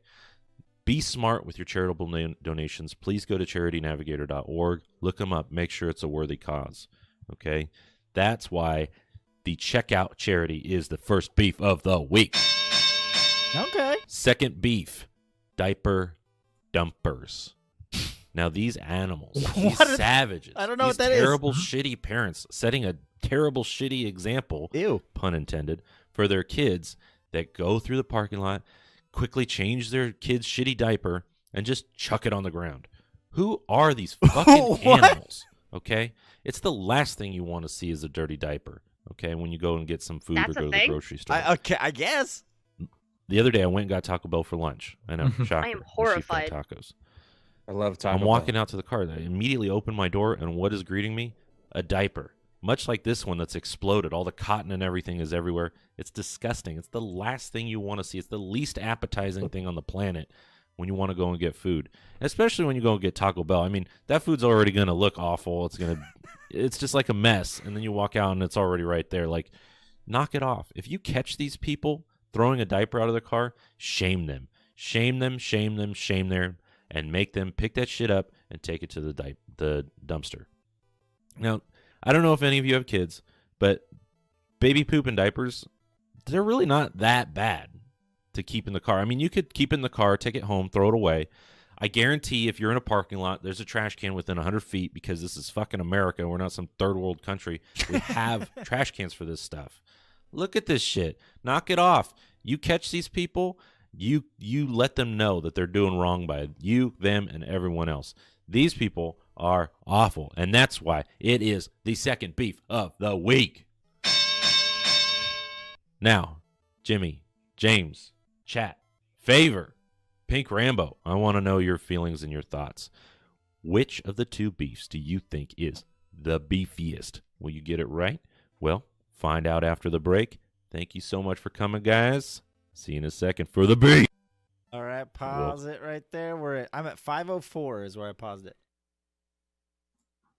Mm-hmm. All right, James. We haven't heard from you much today. You're going first this time. All right. I need something about the diapers that gets me, because I can't even remember what the first one is, and we just watched it. Cashier charities. There we go. Okay. So see, in comparison, diapers is like all the way up here, because you see cashier charities. You see, there's a local co-op that I shop at. It's like 0.3 miles away. I walk on over, get groceries. And the most they ask me is, would you like to round up your receipt? And then the roundup portion will be donated. So Right. It's like 80 cents. And I'm like, you know what? It's 80 cents. Sure, why not? And that's it. But then diapers, just like in parking lots, just thrown about, that's awful. And since Meshyf is a father, I'm assuming that's the one he's gonna go for. So I'm gonna have to go with diapers. Because All right. littering already is bad, and now that's a biological waste. That's a biological contaminant. That's pretty gnarly. That one's pretty gnarly. I'm starting to lean that way as well. What about you, PinkRambo? What do you think? Considering the fact that I've never ever seen the second one in my life, and I've lived in both Ottawa and Toronto, But I heard Canada's really clean though. What the fuck, America? Like, what the shit? Literally. I'm gonna have to. I have to go with the beef being the diapers on the ground. That is fucking gross. And B, what? Plastic bags. Take it home. There are garbage cans everywhere. What? Yeah, no, that Bishop girl said, "What the fuck, California?" Apparently, I mean, there may be some bias there. And as for cashier charities, I just say no, because I have my charities that I donate to. I don't need you trying to donate my money to something that I may or may not believe in. You know? Right, but do you think I think his beef is the fact that they do it at all. The fact that they, like, every time you go there, they're like, "Do you want to give $5 to such and such and whatnots?" I mean, yeah, but at the same time, I'm also so absolutely shameless that you cannot peer pressure me in a crowd. Yeah, that's true. I don't care what kind of scene I'm gonna make. I'm not gonna do the thing that you're trying to get me to do if I don't want to do it. Right. But PinkRambo, the children, they have They diabetes can and kiss my cancer. lily white ass. Oh. But they have 6 No, toes. that's They need the completely surgery. inaccurate. I hope the best for all of those kittens and children's, but fuck them. All right, fair enough. What about you, Mr. Favor? I think, I live in New York, so it's actually pretty funny because when I go to stores, they don't offer it to you. They just say, and then click no on the screen. That's it. They They straight up because we don't have time for that shit here. We don't. Everything's fast. Everybody's rude. Everybody's angry. Because like if I go to another state, it blows my mind that people at work are like really nice to me. I'm like, well, are you stalking me? But here, it's just an instant. Just hit the no right there. Like they'll reach over, hit the thing so you can go. So it never really bothered me. I mean, yeah, it's been pretty common knowledge for a long time that a lot of these charity companies take most of the money. It's shitty, and I think listen, I don't have facts. I wasn't prepared for Sheef's beef. But I think a lot of that shit is kind of going away. I'm not going to say all of it, but I thought I heard a lot of that was going away. The only time I ever really will like give money is when we buy dog food. They said, you want to throw an extra buck on and it's a charity that we know of. And we say, yeah. And we always throw an extra buck because why not? And sometimes like around holidays, they'll have you sign like a paw print and put it on the thing. So it's not to me, it's not really a big bother. We actually do give to some charities and stuff. So I'm also going to lean towards diapers because going back to my original statement, I live in New York. It's a problem. There's diapers everywhere and they all smell differently and they all smell equally terrible. And like he said, he's coming out of Taco Bell. Like I've been in that situation. You come out of Taco Bell, that those diapers aren't like, you don't have to like shove your face into them to smell them. Like they're coming downwind. You're going to smell them. They're going to smell them all goddamn day. And it's actually a problem, like just an overall garbage problem. But shitty diapers is really, it's bad, dude. It's really bad. So I have my own beef with the beefy diapers. Hashtag beefy diapers. Yeah, boy.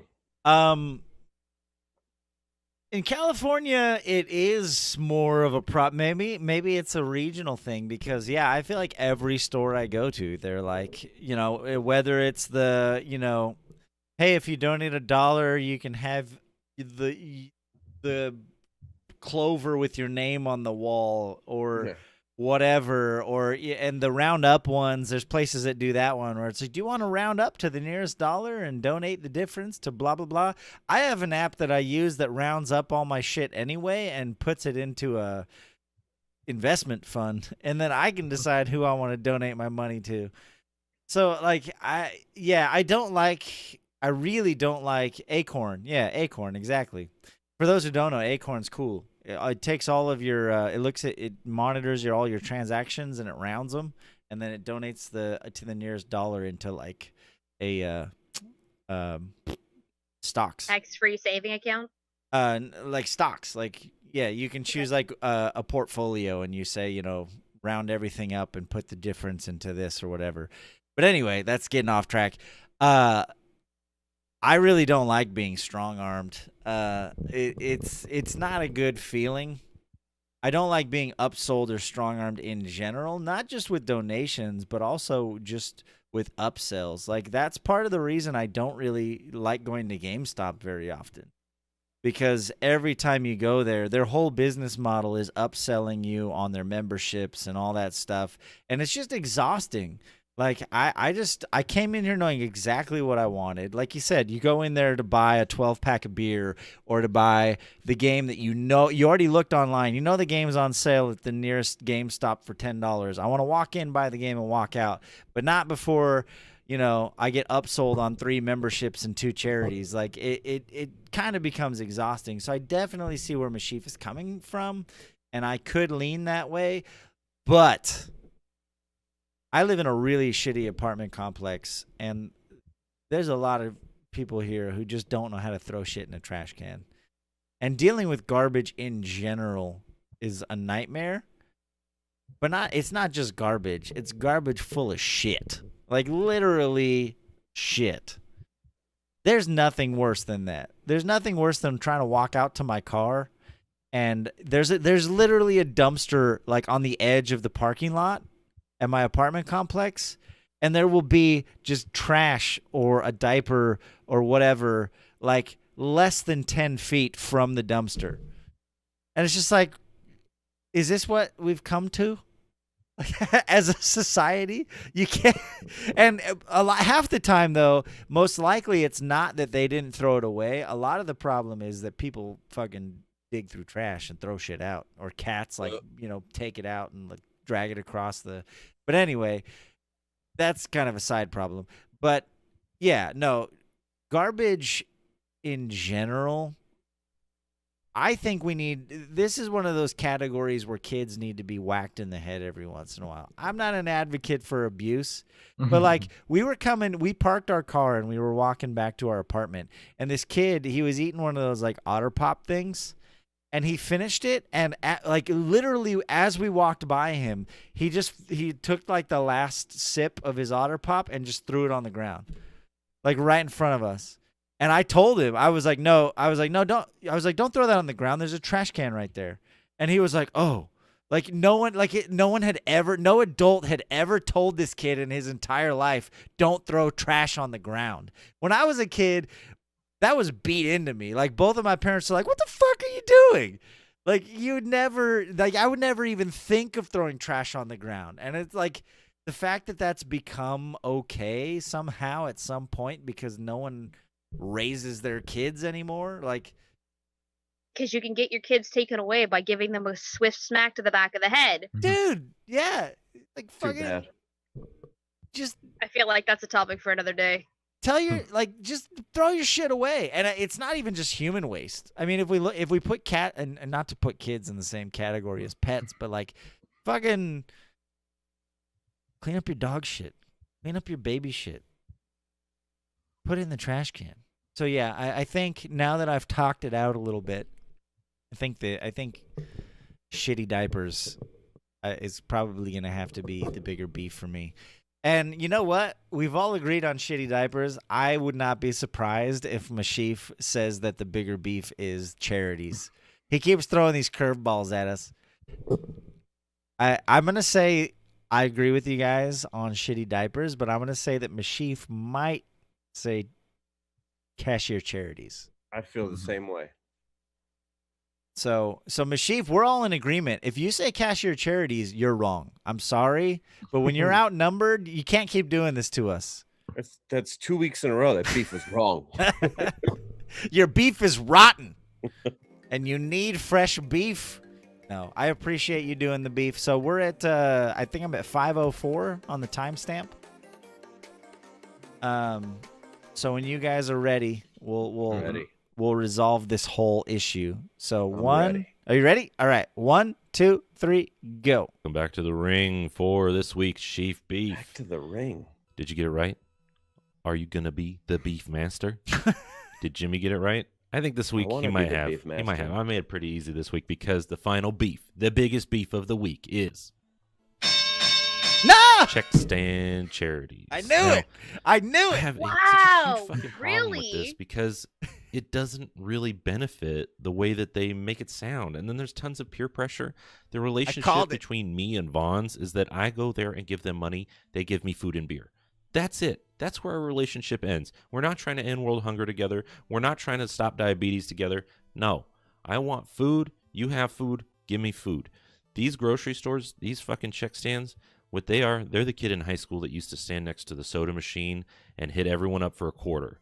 Hey, man, you got a quarter? Hey, want a soda? Hey, man, you got a quarter? And then when you say, no, sorry, I don't have a quarter. Fuck you. What do you mean you don't have a quarter? You got a quarter. They make you feel bad. Okay? It just mucks up the whole transaction. I have no interest in giving money to a corporation in the hopes that they might maybe please someday donate it where they're supposed to go and change the world, because they don't. And if they do, that's great on them. But they don't usually match the donations. They don't tell you enough of the information about where the money's going, who it's supporting, and how it's being spent.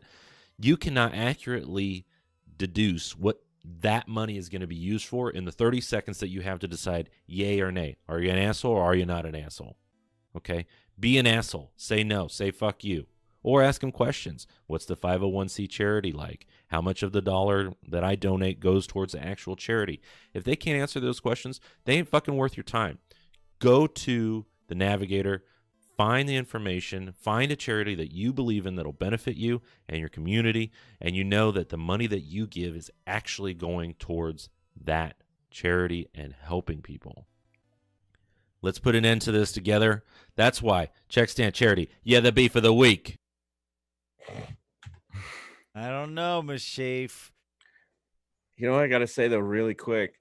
What's worse than the check stand guys is when you walk out of the store and they got that, table set up, and there's like the really aggressive dude who's like retired and this is like his new gig, and he's just like, dude, come on. I mean, maybe it's a New York thing, but bro, $1? You don't have $1? Oh, sorry. And like an easy one that doesn't work anymore is, I don't carry cash and I got a card. It's cool. I got the thing on my phone. You could just swipe it right here. Like, I'm not gonna put my card on your phone.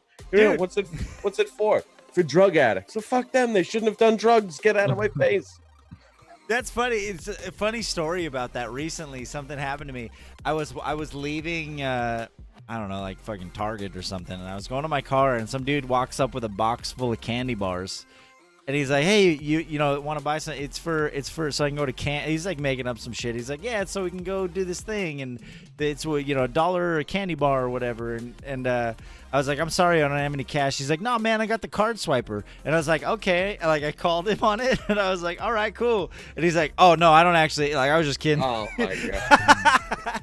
And I was like, yeah, what the fuck? Like I was about to like buy 2 candy bars, and he's like, no, I don't have that. I was just fucking with you. Like, all right, dude. Get a card swiper. Who carries cash these days? Like for real, I never have cash. In fact, I use the Cash app. You guys use the Cash app? It's pretty awesome. Use Venmo. Venmo.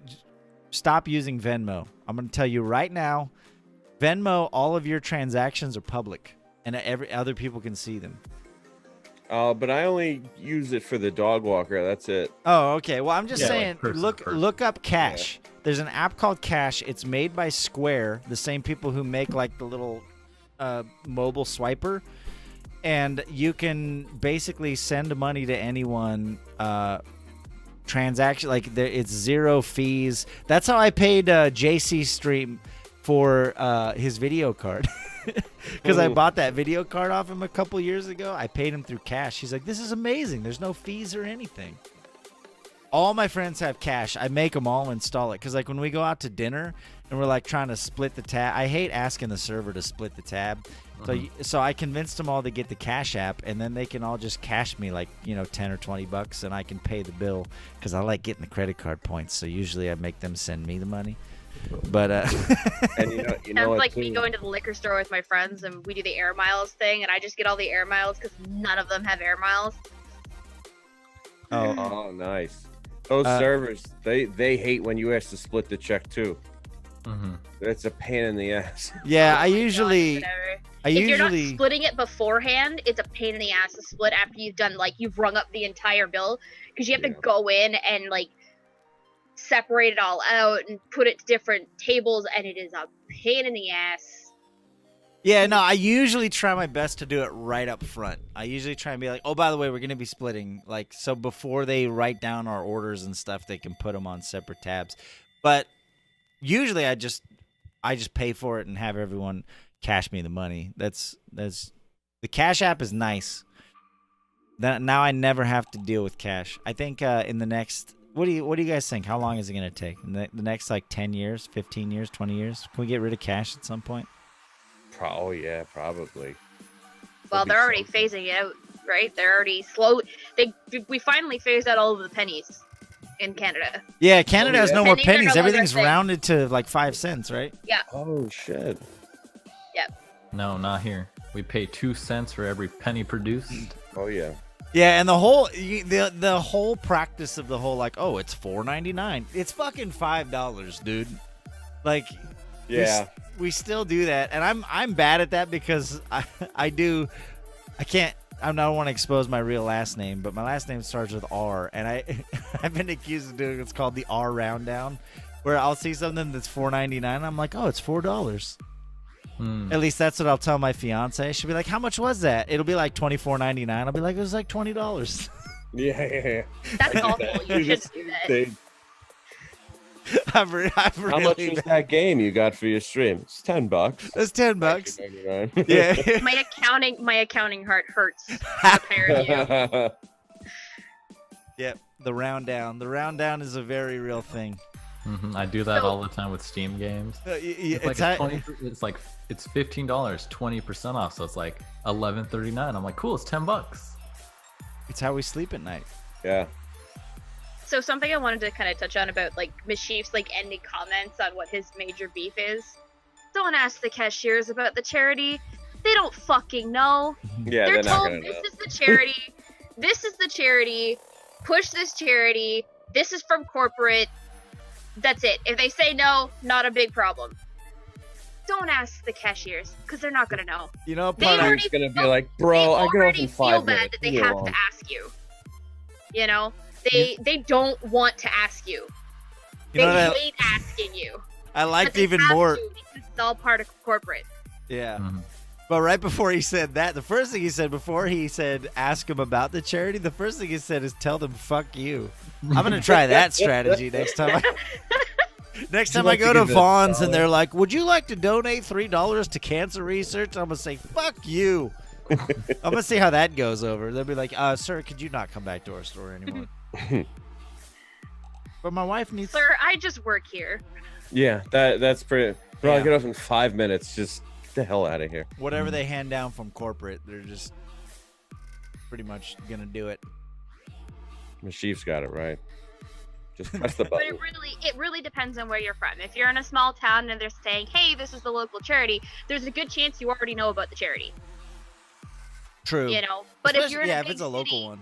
if it's small town and it's local, you already know about the charity. And if you don't, you live under a fucking rock, and you probably can't afford to give to the charity anyway. Tell him. Yeah. But So- you can round up though. But you can round up to the dollar. When you live paycheck to paycheck, you don't round up on anything. You're like You round down to your wife. exactly. Yeah. You're like in your head. You're like, wait, but that's like 37 squares of toilet paper, bro. Like I get like. It was funny though. I rounded up when it was like 37.86, and I was like, "Oh yeah, I can spare 14 cents. Hope you put that to good use." Yeah, you're like in your head. You're like, wait, is that more or less than 50 cents? Mhm. Could I buy? Well, you can't even buy a pack of gum for 25 cents. What am I talking about?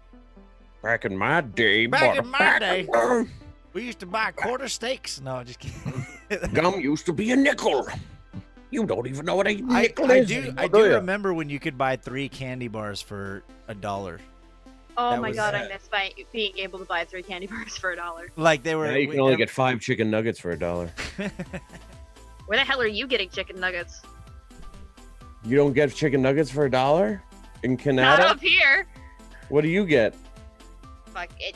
Poutine. You used to be able to feed a Poutine. family of 4 on like $20 at McDonald's. A family of 4 at McDonald's is now $40 to eat.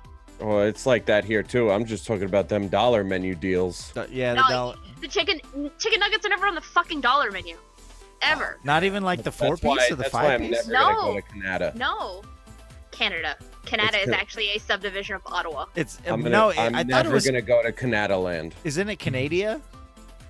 Oh god. Yes, it is absolutely Canadian. We live in igloos. I ride a fucking moose to school, and I have never, ever seen electricity in my fucking life.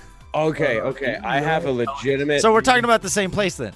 How Yeah. intimidating it would be for someone to ride up to you on a moose. It Those would be so things fucking stand at, like, intimidating. And it's 8 even more feet tall. intimidating because the guy actually controls the moose. Oh shit. I have a Moose are legitimate so Canada wild. question. So one of our guilty pleasures, me and the wife, is watching the Jersey Shore. We get a kick out of it. And the last episode, they're at a club and they bump into Canadian girls and they're like, yes, Canadian girls.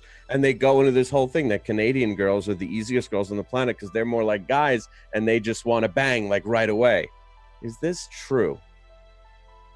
It really depends on the girls that you're talking to. Oh, okay. And that's the same here. They had like, man, like my 31 years of life, I've never heard anyone say like, you got to get a Canadian girl because they're the crazy ones. They want to get it in and get out. I never heard that before until I watched the Jersey Shore. So it probably also depends on the time of year, because in the winter. Vacation. Yeah, I mean, in the winter, it's a well-known fact that there's only 2 ways in Canada to keep warm. I have a member of my community. His screen name is actually one of those pastimes. His screen name is Beat My Kids. Nice. So the only 2 pastimes in the winter really in Canada, because it's so damn cold and you're indoors all day, is beating your kids and, making more kids. So maybe We have a lot of summer birthdays around here. that's what I'm saying. You gotta pass the time somehow. So yes, if it's the right time of year, you probably have better chances.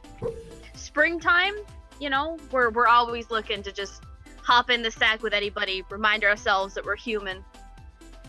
You're like, oh, we're not frozen anymore. We no longer have to suffer through cabin fever. My bits are thawed out. Let's use them. Somebody in chat, I have to call him out. I don't know who was it. Someone said Vive Brasil. E aí, como vai? Valeu, cara. Got a shout out to my Brazilian homies. Yo tengo nuevos zapatos.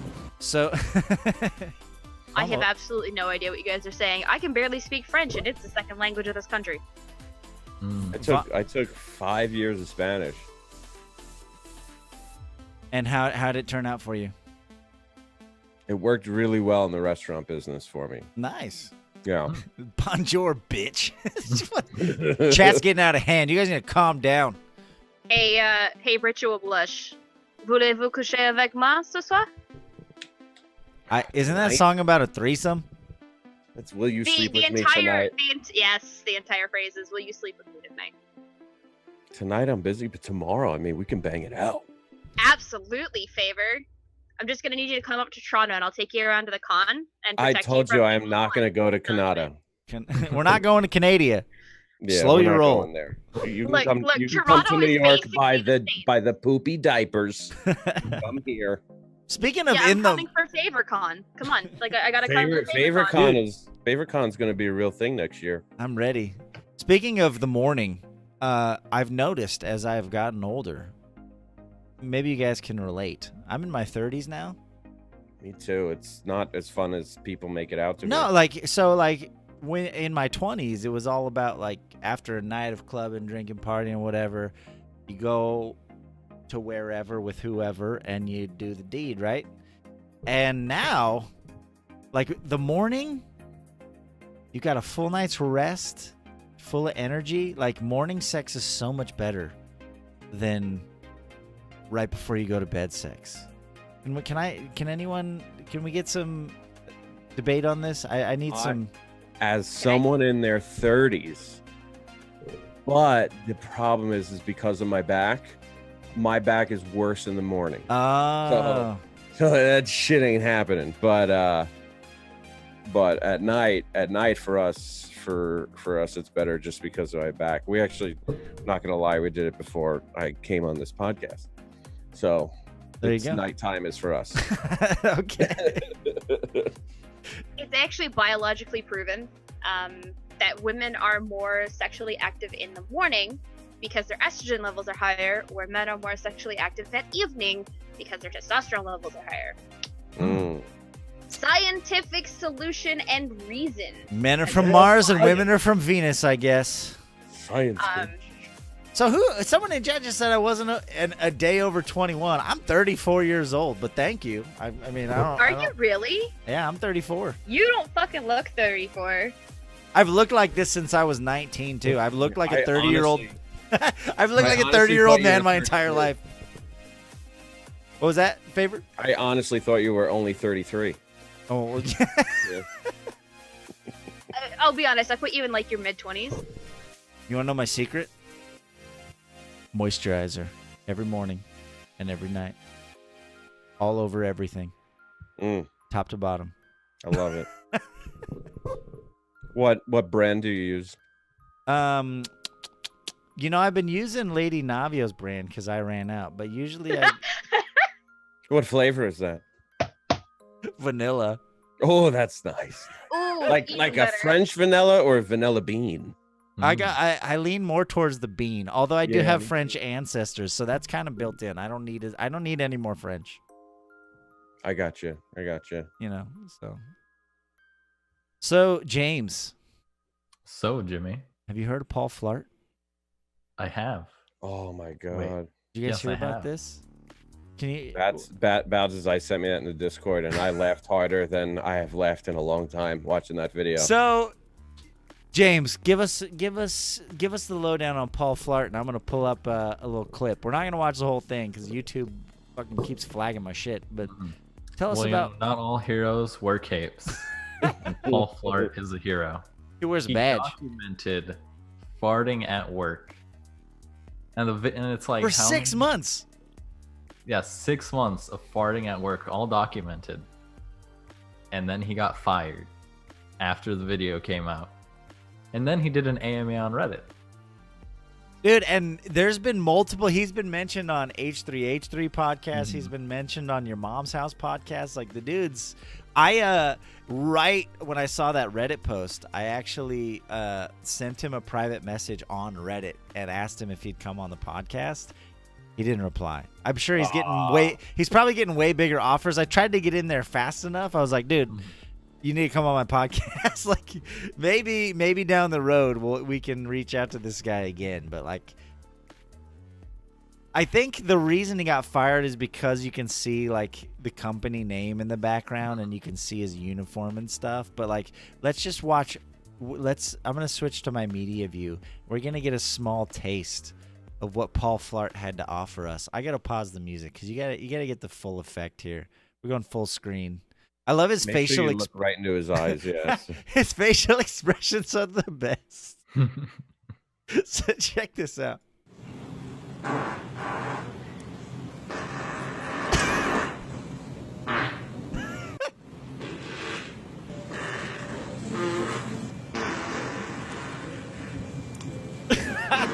His face, dude.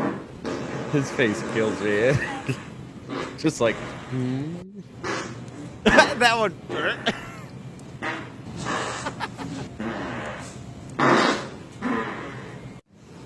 6 months of documentation. It's important in the annals of history. This is going to be important that this has been documented.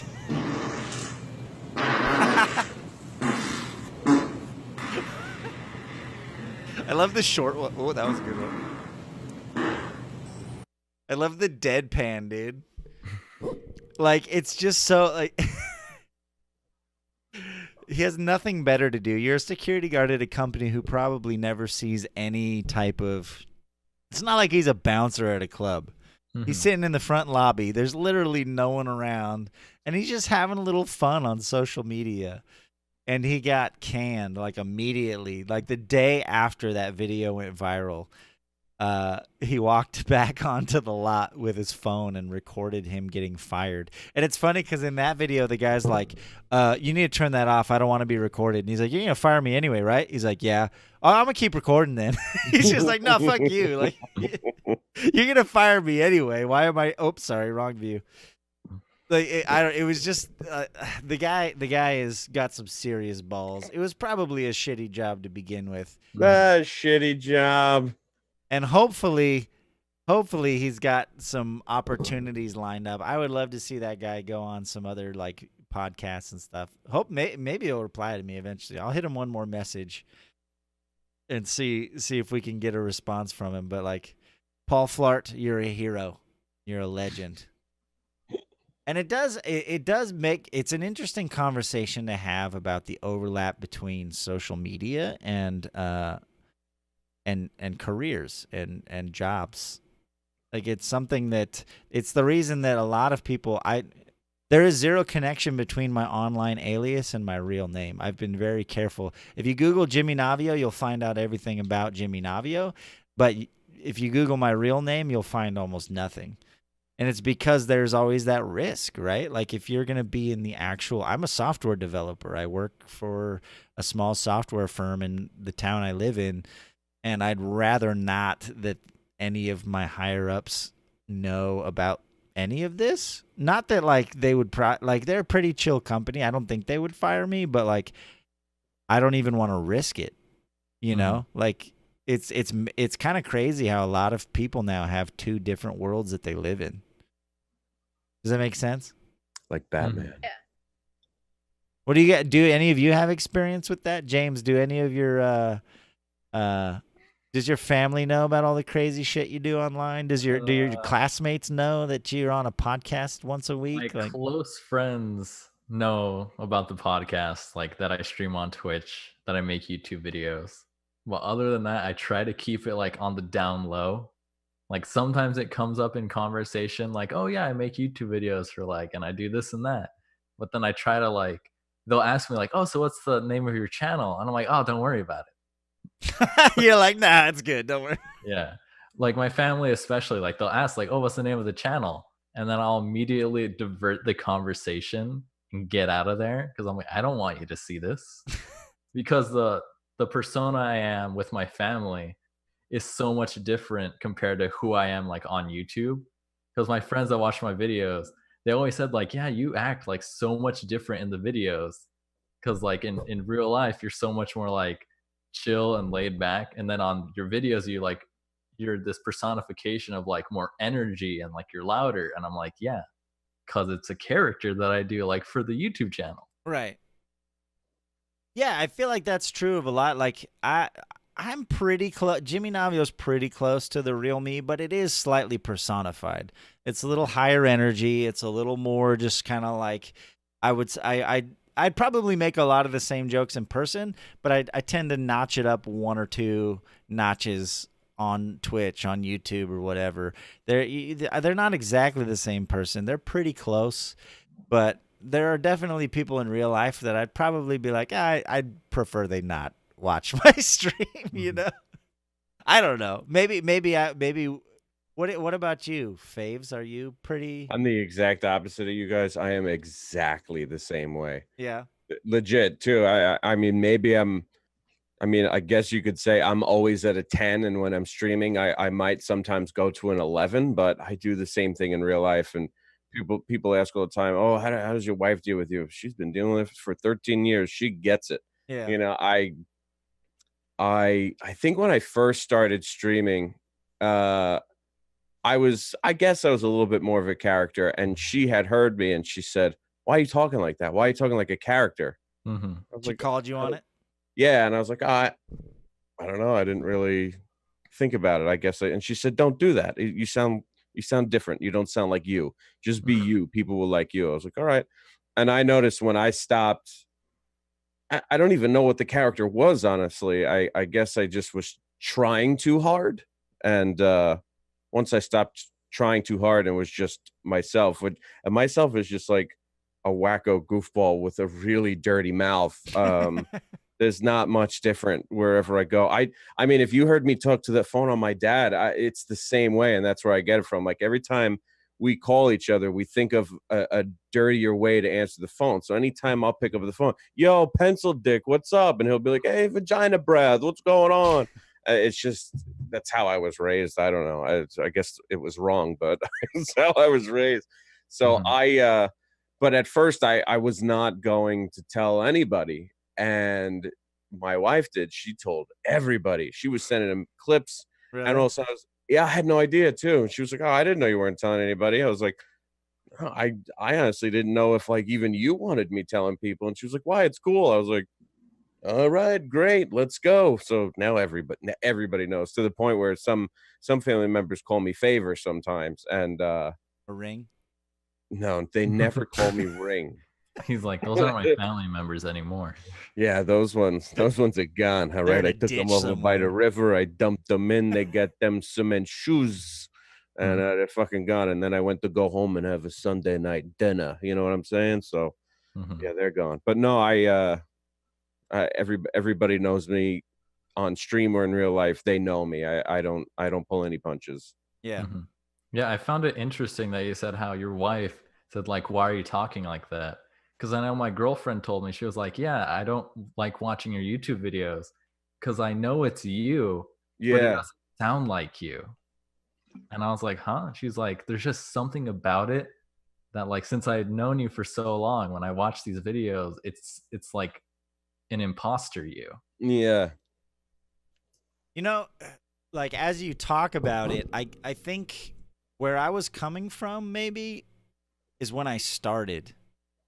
I was definitely, I agree with what Favor said. When I started, I was way more like personified. I felt like I just had to be high energy and like super like entertaining and like over the top and like this caricature of who I really was. And I think like if you go watch some of my older clips from like, you know, a year and a half ago when I started, I was definitely a lot more almost like cartoonish, like animated, like an exaggerated version of myself. But I think over time, like Fave said, I think I've kind of come back to finding more of myself. I still think I'm slightly personified. Maybe it's something I need to work on. Maybe I need to be more of myself.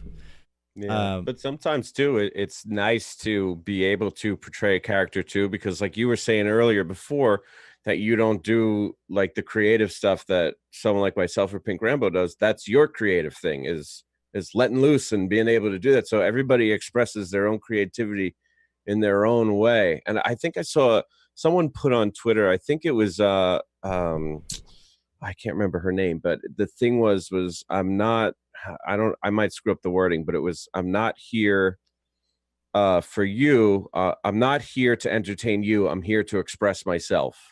Yeah. And then, and that's kind of comes back to the whole thing is like, sometimes you just need to let it out, and it works out perfectly with Twitch.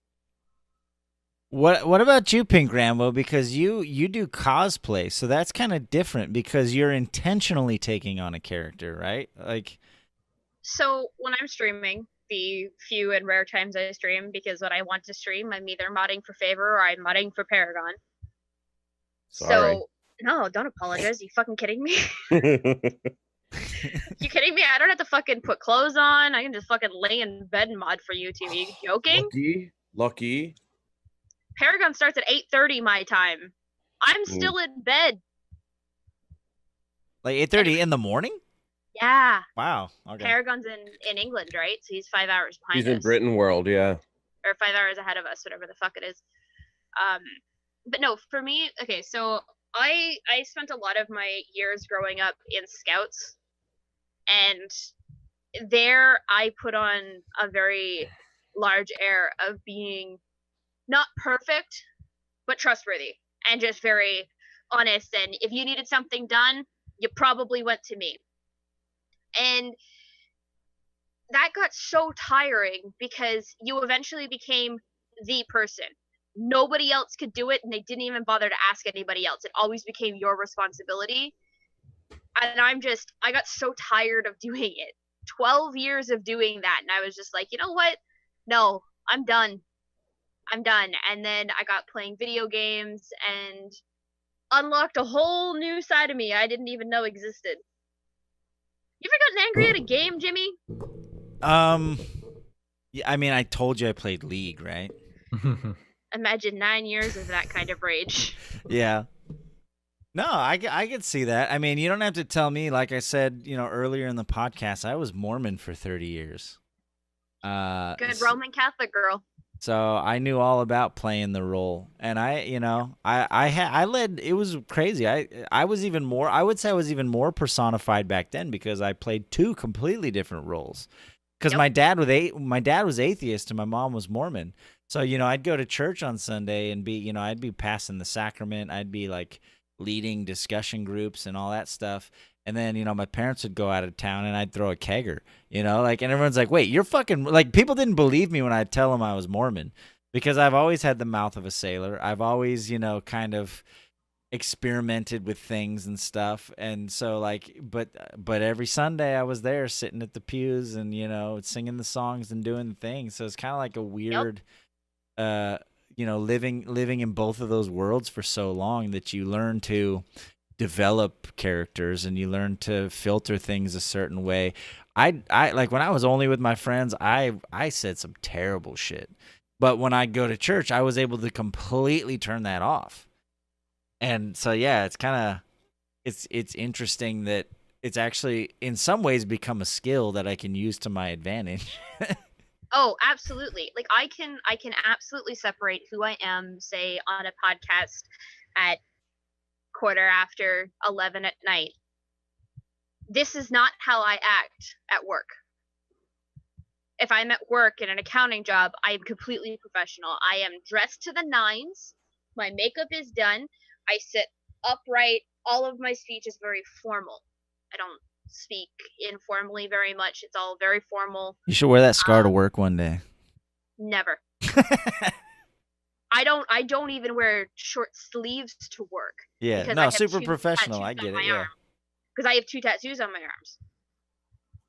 I wear long sleeves to interviews because there's no reason for me to have my application thrown out because I have tattoos. I don't have obnoxious ear piercings. My hair is never dyed obnoxious colors. It's always either like a red violet or some form of red. But no, who I am at work is completely different than who I am outside of work. But Right. Who I am outside of work is exactly who I am. I am loud, I'm obnoxious, and I do what fulfills me outside of work. I bet you I don't smell like find- roses, though. Oh, good Lord, no. No. No. I don't even know how to describe this smell. It was one of my favorite perfumes is by a designer called Sarah Mugler, and it's called Alien, and it's kind of sharp. Really, it's got a very specific smell. But it's like $90 per bottle, and I've been so broke that I haven't been able to go out and get a new bottle. So I usually just smell of deodorant. Deodorant's good. More often than not. Deodorant smell better than smelling like a butthole. Absolutely. God. Okay. When Not so- to everybody. Okay. All So right, when are they look, going to develop a bacon perfume, by the way? Like, if a woman smelled like bacon, I might be like, what's up? They might I have. cannot stand the smell Could of exist. BO. Call Meshyf, he would know. Anyway, There's sorry. there's some smells that I can't stand. I cannot stand the smell of BO. Hmm. I cannot stand the smell of like stale sweat. Stale sweat. I Oh, agree. going to It's those gross. conventions Same must here. be amazing. Oh my god, there It's are the worst they smelling actually put signs up that says Axe spray is not deodorant. people. Have a shower, you filthy animal. I'm not kidding. Those signs are everywhere. There are PSAs put out before cons that are like, dudes, you stink. Put deodorant on at the very least. Have a fucking shower. And I'm just like, yeah. It's like that time. I remember a specific time. I think it was like first or second grade, where we came back from recess and our teacher had to have a heart-to-heart conversation with us about, okay, now that you're no longer babies and you're no longer toddlers, you need to start showering and wearing deodorant every day, because like the classroom just reeked all the time, because we go, we all go run around all day for for kindergarten or lunchtime or whatever, or recess. That's the word I was looking for. And we'd come back in the classroom and it would just smell like 30 sweaty children. And they're like, look, deodorant's a thing. Tell your parents. Please start using it. Make it happen. Like, are those conversations happening still? Because I feel like a room full of grown adults shouldn't smell like a septic tank. You'd think that, but a lot of people just kind of forget about personal hygiene because they're so excited for like going out for a weekend. Well, but you do have to cut them some slack and take into consideration that some of those cosplay outfits probably take like 45 minutes to put on and take off. They're probably hot as hell. Yeah, would you like to know how long it takes me to put my Abyss Watcher on? So I know that's my point though. 46 minutes, Jimmy. 46.2 hour. It takes me an hour because I have to take a break in between because I start sweating. My God. Yeah, so that's what I'm saying. Like, it's probably almost unavoidable at a con where everyone's in those outfits that take who knows how long to take on and put off. There's gonna be. Deodorant takes 2 seconds to put on in between sections of putting your cosplay on. Yeah, but are you gonna put deodorant in every, like, are you gonna put deodorant in like behind your knees, and like you sweat in more places than just your pits? Like, people are just gonna smell. Put them behind your okay, knees? but it only really smells from under your arms. That's where the smell comes from. I don't know, man. There's some smelly when your shit starts smelling, taints but the thing is when like I'm not. There's a cat. Speaking of taint, don't talk about Sammy's taint. Stuff like that is easy to kind of counteract because if you take baby powder will actually neutralize the smell from between your legs. Also prevents chafing. If you didn't already know, baby powder prevents chafing. I'm a huge fan of Gold Bond. Your deodorant can be rubbed between your thighs. It's a fucking shocker. I know, but it is absolutely a thing. But no, I can't stand the smell of like body odor. So it's like, it drives me nuts. And it's one of those smells where it's just like, no thanks. Hard pass. Mm-hmm. No, I get it. Yeah, I always found that kind of weird too. Because it's like, I wake up and I feel gross. So it's like, I immediately go to take a shower. I'm like that, yeah. Because you know you were sweating during the night. Yeah, or like even like I don't like feeling like I might like be like smell, because I walked up to my campus to get a package. It's a 10-minute walk uphill. It's 80 degrees outside. So as soon as I came back, the first thing I did was take a shower because I'm like, I don't want to be like this. And then some people are just like, oh, that's fine. I'm gonna take a shower before I go to bed. And I'm like, how can you just sit in like that sweat and like your moist clothes? My body is a temple. Absorbing the sweat. Yeah, no, I feel you there. I shower probably more often than I should. So, we're getting close to the end, but I really wanted to make sure that Favor had his moment to discuss something that happened recently that I think everyone should know about. And Favor, maybe you can fill us in on the main plot points of what has occurred in the last few days. Oh no! So I'm too sober for this. Go get yourself a drink. So being a Twitch personality like myself, and sexy as fuck. Let's not forget. I mean, that's really why this story is happening. A fellow community member decided to take it upon himself to write some sexy fan fiction of me and Gator Pete. Yeah, and it was, and I didn't expect it to happen immediately. We were talking about it in chat like as a goof, and then boom, there it was. Paragraph. And it started out like, I'm trying to remember it. It started out with like, I was hanging out with Beyonce and Matt Damon or some shit, and they Yep. wanted to have a High roller. threesome. But I was like, no way, Gator Pete's over there. I'm gonna go take care of Gator Pete. And then Gator Pete and I spent the night, and then like we're cuddling in the morning. But he said, I can't do this. I'm married, and he left me. And I said, no, please don't leave. And he said, I have to go. And he left. So then I went chasing him down to his wife's house, and it got so serious that he had to choke me to death. So he thought I died.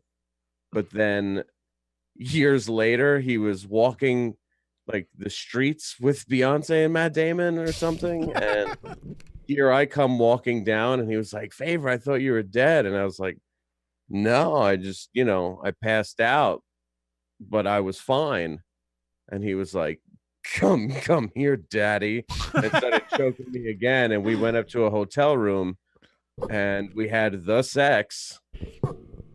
I think as this point in the story, he has left his wife for me, but I'm thinking I'm going to throw a curveball in there and add somebody else and see if it gets him jealous or not. I don't know. It's not my story. I'm not one to really demand changes, but I'm thinking for the sequel, or the squeakquel, whatever you want to call it. I think I'd like to see it. I'd like to see me take the reins and shut down Gator Pete and have him fight for me and die for me. But I don't know. And the gallons of pea solid, what is that a thing? Oh, that was one of the questions I was supposed to ask you. Frosty said, hold on, let me find it. He said, where is it? Ask him when he plans to stop using performance-enhancing drugs like pea solid. Oh, never. Never. I have a couple of performance-enhancing drugs. The first one's a pair of sunglasses. They were given to me by the government. They are ML glasses, like Major League glasses. So they've given one to everybody. There's a baseball player has one. There's a football player has one pair, and then there's me who has a pair that's made for gaming and streaming. And I only put them on in the most hectic of moods. But now I've actually had a chip implanted, so I always have ML glasses on. Oh, all the time. This what you see me drinking all the time. This isn't just water. This is pea solid. Pea solid. This is pea solid. It's actually a very special concoction by our very own Bowdusai.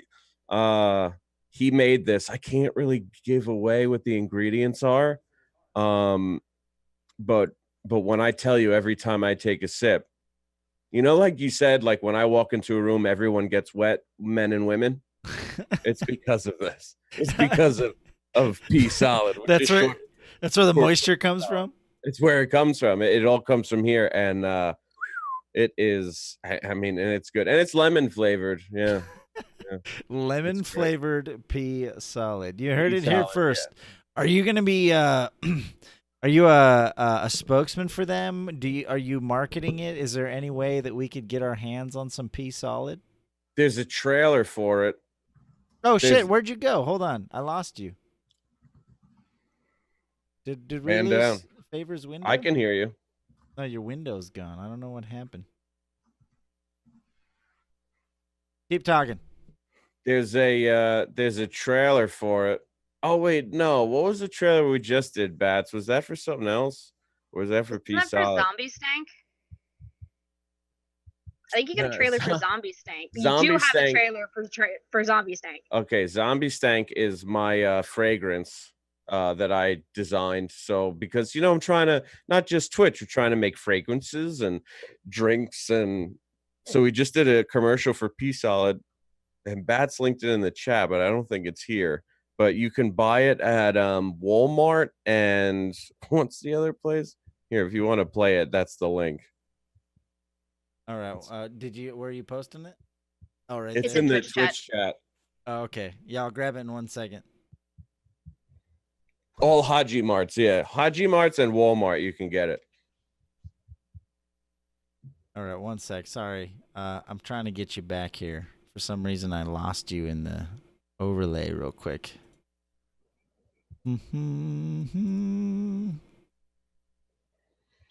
Remember, ladies and gentlemen, helping fund JimmyNavio for this kind of stuff will prevent these sort of errors from occurring. This is rare. I don't know what happened. I was trying to transition back to the media view, and we completely lost our Mr. Faves. So I'm trying to fix him real quick. Just give me 1 second here. You just had to go and mess around with those groups, did you, Jimmy? I didn't. I promise. He didn't want me on his podcast. What it is? That's clearly what it is. He paid me $10,000 to be here, and then he kicked me off. It's really weird. Look how small he is. Broke his back like Bane and Batman. Fucking. Here, we're gonna fix I'm this. tiny. I know. I'm gonna fix it the hard way for now, just so you're here. Oh, the hard one. Ah. But Favor only knows how to do it the hard way. Damn right. I mean, have you watched this guy play Dark Souls? Even For Honor, I'm watching him play Warden, and I'm just like, oh god, shoulder barge, Favor, please. I only just started. Give me a break. There we go. All right, we're back. Trying to get good, and you got to get good to get good, and the only way to get good is to get good. So what I'm trying to do is get in there and get good. Is it this link from Batozai? Yes. Yeah, Mm. that's the trailer for P Solid. All right, I want to see this.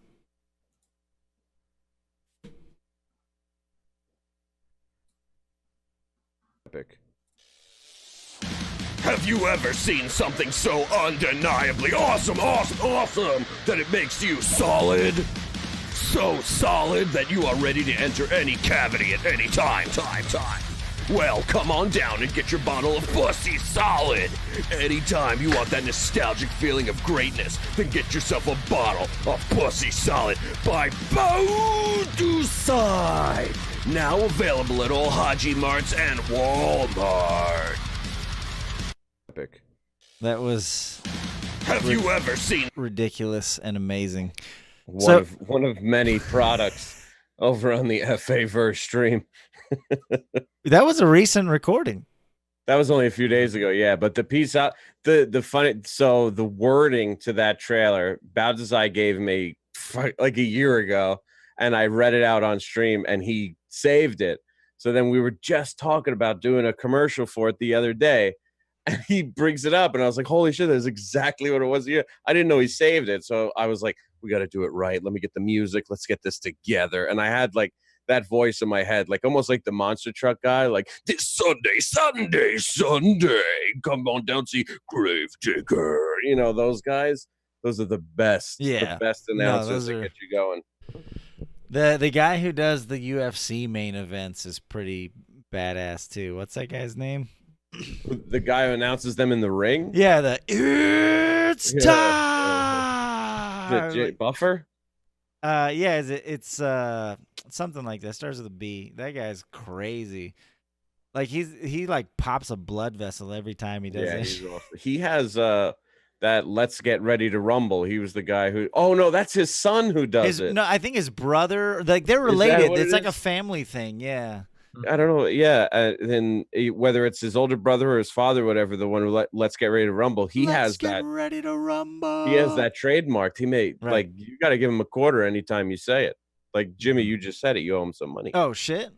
Yeah. I'm gonna this VOD is gonna get flagged for Mm-hmm. copyright infringement. Son of a bitch. Damn it. We were doing so good too. You can shut it down. Yep.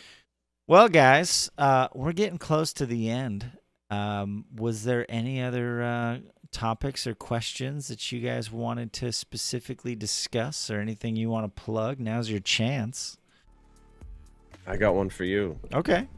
What made you decide to start this podcast? So a lot of things happened at once. When I went through my last divorce, it was pretty gnarly. And so I turned to a lot of media in general just to like drown out my own brain. Cause like there was a lot of times where if I was either, it's probably not the best therapy, but rather than like dealing with all the shit that was going on in my life, played a lot of League of Legends. I found Twitch and I started watching a lot of streamers. I found a lot of podcasts. So even when I was in my car, I was constantly listening to like, you know, whether it's Joe Rogan or Your Mom's House podcast or Mark Maron. Like, I just fell in love with podcasts and entertainment and media in general because I was just trying to get out of my own head. Like, I was miserable, and it was kind of therapy for me. Like, it helped me to just have something else to focus on and laugh at. Like, a lot of comedy podcasts, like My Brother and Me. Like, there's so many really good comedy. There's one called My Dad Wrote a Porno. That's nice. It's amazing. It's basically about this dude. It's like a British guy who finds out that his dad legit wrote a porno. So he got 3 or 4 of his friends together, and they read one chapter on each episode, and they just like laugh their asses off because it's like how it's amazing. So that's the type of stuff that I was just like constantly like going so deep into, and I got into like the whole comedy world, like just watching videos and podcasts and interviews with comedians, like the whole, like, I just fell in love with all of that stuff. It's specifically podcasts, I think, because I also, right after I graduated, I started teaching at the university that I graduated at, and I found I had a passion for like standing up in front of a room of people and like teaching them and just like, you know, helping them connect the dots and bringing people together. I was always the guy organizing like study groups and all that stuff, and I had a passion for it. So, you know, when I started doing Twitch, and at first it was just like, oh, well, I'm playing games anyway, I'll just turn on the stream. I was playing Minion Masters, and I got like a small following doing that. But then like I just realized like, hey, this could be a really cool platform. And there had only been a couple other podcasts that I knew of that were doing this type of thing. When I first started, there was, you know, Total Biscuit had, what was their podcast called? The Co-optional. Yeah, the Co-optional. Like, that was a huge inspiration for me because it was like, at first I was like, oh, well, like, you know, I can't afford to fly people out, or like, that's what, like, Mark Maron, like, people fly out and like interview in his garage, and I was like, I can't do that. But then I saw the Co-optional, and I was like, oh, he's doing that shit over Skype or Zoom, or like he's using some type of just like streaming thing to interview people. And that's kind of what like sparked it for me. And I was like, I have to do this. And so when DLC happened, that was like my first foray, because we talked about doing the DLC podcast. And that was very experimental for me because I had never done anything like that. But I was like, no, I'm up for the challenge. And, you know, we made the overlays and I set it up. That first podcast we did, I was so nervous.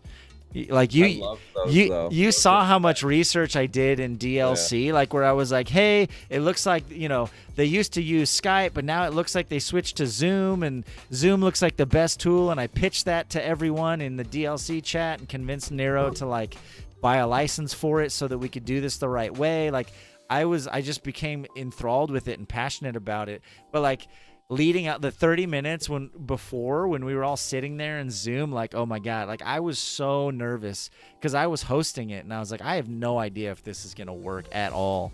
And so I got pretty toasty during that podcast, but it went really well and people loved it. And I was like, fuck it. This is my thing now. Like, I'm going to start doing podcasts, and it's something I've always wanted to do. And I just had to find the right tools and the right like knowledge to put all the pieces together. So sorry, that was kind of a long answer, but no, it's funny because it got me through some really hard times, and it's something that I'm passionate about. Yeah, and it's fun to do, and I was the same way when I was just going through all the shit with my back and everything. A lot of times too, I listen to a lot of wrestling podcasts because I love wrestling. But you know, like Stone Cold Steve Austin has a podcast. It's fucking awesome, you know. And he's Stone Cold Steve Austin. And he's just talking about like, oh, hell, I went to the store the other day, didn't have my beer, went up, stunned the motherfucker in his ass and sent back, you know. It's like, yes, Stone Cold. But when we did the DLC thing, I was also nervous because it was actually my first time back, like on the computer in front of the camera after the neck surgery. I was gone for a few months already. Right. And I had said to them, Neuro and Lost, I was like, guys, I'm really nervous. They were like, oh, it's going to be okay. I'm like, no, I'm really nervous. I don't know what to do. Like, I was sweating my fucking ass off. But I've always thought too, because you did it, and I think when we were talking about doing the podcast for DLC, I even said the same thing. Like, I would love to host them. I want to do that. I want to do the podcast and everything, I always say, like, I'm going to start doing it. And even Paragon has said a bunch of times too that he wanted us to do one over and over, and we talk about it like once a month, like, oh, we should start a podcast together. We both end up like, no, but I got to keep practicing For Honor right now. I cannot do a podcast. I don't have time. I don't know. I'm almost a little jealous because I want to start a podcast. I just, same as like the D&D thing. Like, I don't know if I have the time to start one, and like get it together. I will say I had no idea how much time goes into, like, people are like, oh, all you do is like fucking turn on, like, people have the same assumption about streamers who do it like full time or whatever. They're like, all you do is play video games in front of a camera. It's like, there's so much that goes into, like, networking and overlays and social media and like putting content on YouTube, and like the podcast thing, there's a whole nother level because I have to like reach out to people to be guests. I have to set up, like, we have to brainstorm topics. I have to help them set up their account on Zoom. We connect 30 minutes before the podcast to make sure I work out all the technical difficulties. I pretty much had to recruit Frost to help me migrate this stuff to YouTube. Like, there's so much that goes into it. I sometimes I have to take a break and apologize to Lady Navio because like it's something that I'm super passionate about and it takes up a lot of time. And she's very patient with me because she sees how passionate I am about it. So yeah, if you ever plan on starting a podcast, you better carve out at least like 20 hours a week because it literally takes that much time just to make it happen. I'm not gonna do it. Well, you're welcome to come back anytime. I stream like 5 days a week as it is, and a podcast on it. And you're right. People don't understand. Like, you're sitting there with a camera in front of your face. No, I gotta make sure the lighting is right. I gotta make sure the camera is working. I gotta pay for all this fucking equipment. I gotta make sure my volume is correct, and then I gotta fix on the suites. It's like being an entertainer, a director, a producer, an editor, like all on the fly at the same time. And you gotta be good at the game. If you suck, people are gonna be like, I'm gonna leave. I'm gonna watch someone who can play. Yeah, you can't. It's one of those like most good streamers are kind of jack of all trades. Like they kind of they have to know how all the pieces fit together, Yeah. And Cosplay's the same way. I can see that.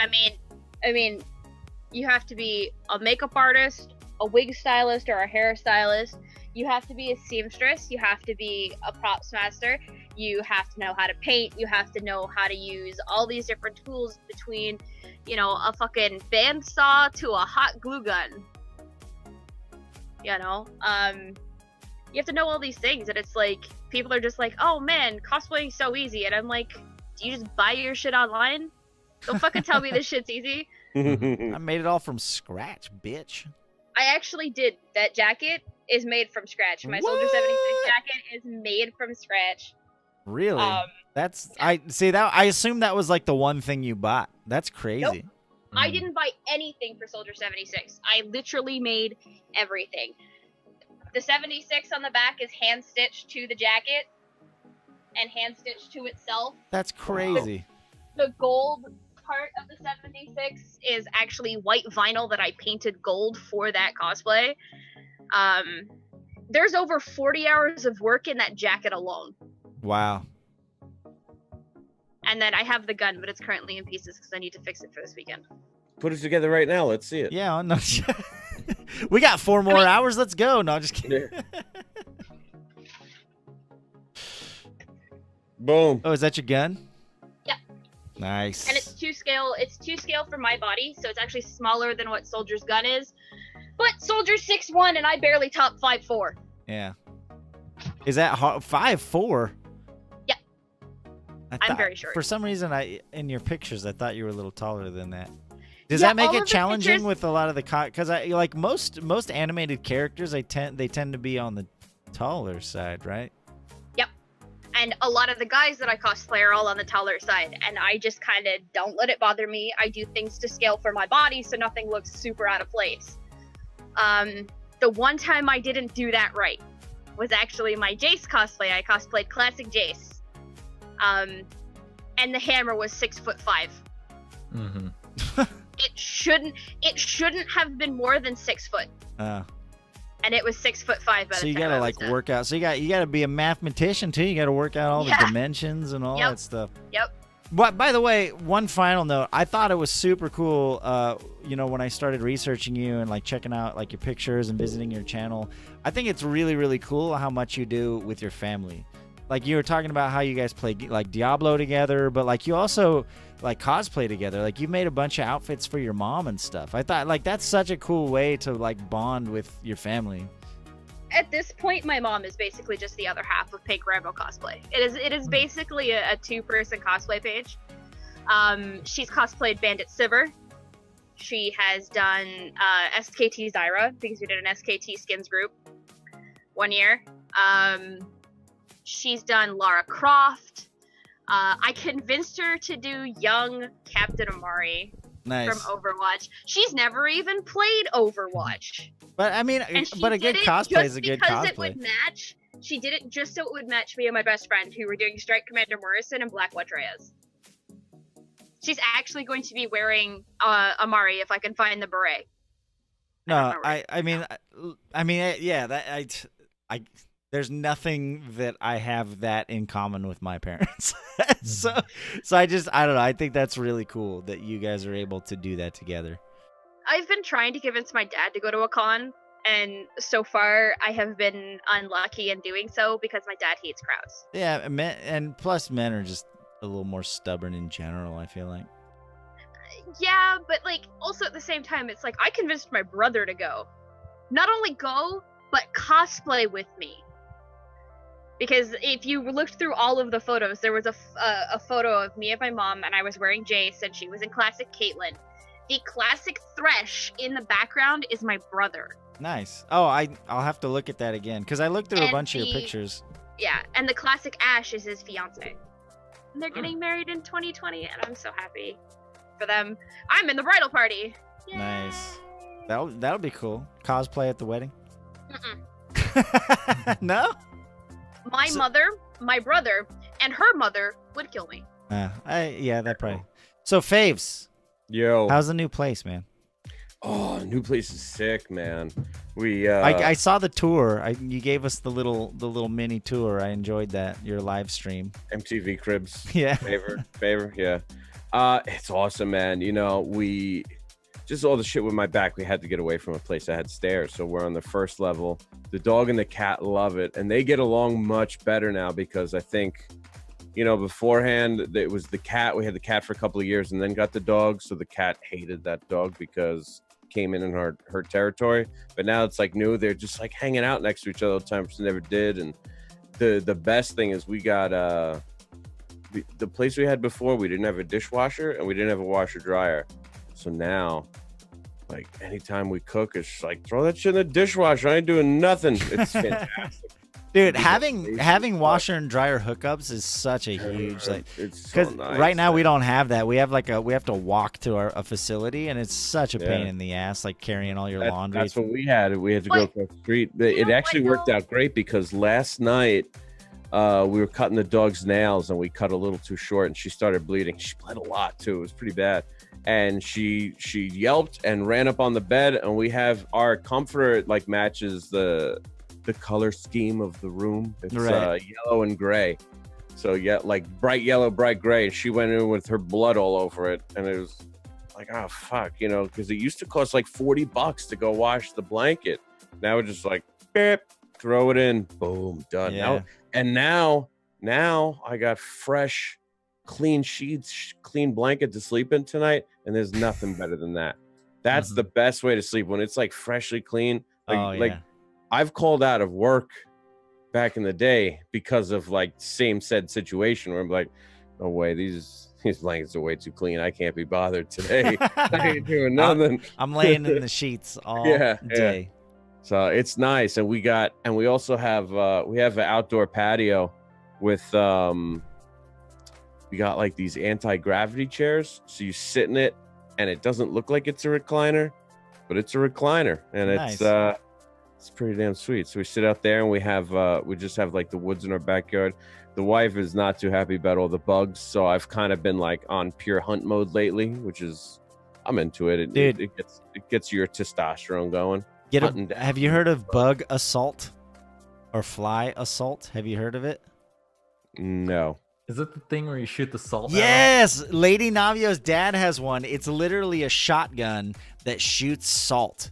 So you can. Oh, I'm getting that. Dude, you can shoot. We should pull it up right now. You can, like, it's a lot of fun, actually. You almost hope for bugs. You're like, when's a fly going to show up? Because you're just like, and it just shoots. I'd get like a laser sight on that thing. Dude, I think it's called bug assault. I'm going to Google it right now because it's so much fun. It turns a hassle into a game. Honestly, that reminds me of the assault rifle from like Grillmaster 76 and Overwatch, because it literally says assault rifle on the fucking gun. Yeah, And I'm just it's assault, bug assault. Yeah, yeah. I fucking die. Here it Dad is. Right jokes. here. It's a dad thing. It's a dad joke very clearly personified, dad. exactly. Here it is, right here. Check it out. Bug Assault 2.0. There's even a camo one. Look at this. So you just like load the top with a bunch of rock salt, and you cock it, and it's like air. It's air powered. Oh man, that would hurt. And yeah, Rock no, it salt, does. that would If you hurt. shoot, yeah, we've definitely shot each other with it. Of course you have. Oh my god, I need that thing. Look at that. It's Holy that. shit. It's the fucking More testosterone. power I'm and less telling you. salt. No, it's rare. It's really fun because it doesn't. A lot of times it doesn't kill the flies. It just like knocks them out of the air, and then you can just like stomp on them or let your cat eat them or whatever. Because you But- like to torture your prey before yeah, you you gotta kill 'em. rip I the understand, wings yeah. off and dip it in Yeah. like honey and like We hang our bugs from strings in our living room so we can stare at No, them. it's mostly to scare the rest of like how they used to hang the pirates in the bay to scare off the other pirates. You gotta you dangle that dead fly in front of his brothers and sisters to make sure that they know what's up. Yeah. It's funny. When I was a kid, I don't know why, but when I was a kid, I used to have to do like pull the weeds. That was like one of like my chores as a kid, and I fucking hated it. But it was I get so bored. I would pull out the weed and like a big bug would come step on it and be like, I hope your friends see this. I'm not bothering with the rest of them. And then like another one will come. You see what I did to Frank? I need you to pay attention to what's been done to Frank. I need you to go back to the nest, and I need you to tell them to find another weed patch. This is my weed patch, and I don't want any of your nonsense here.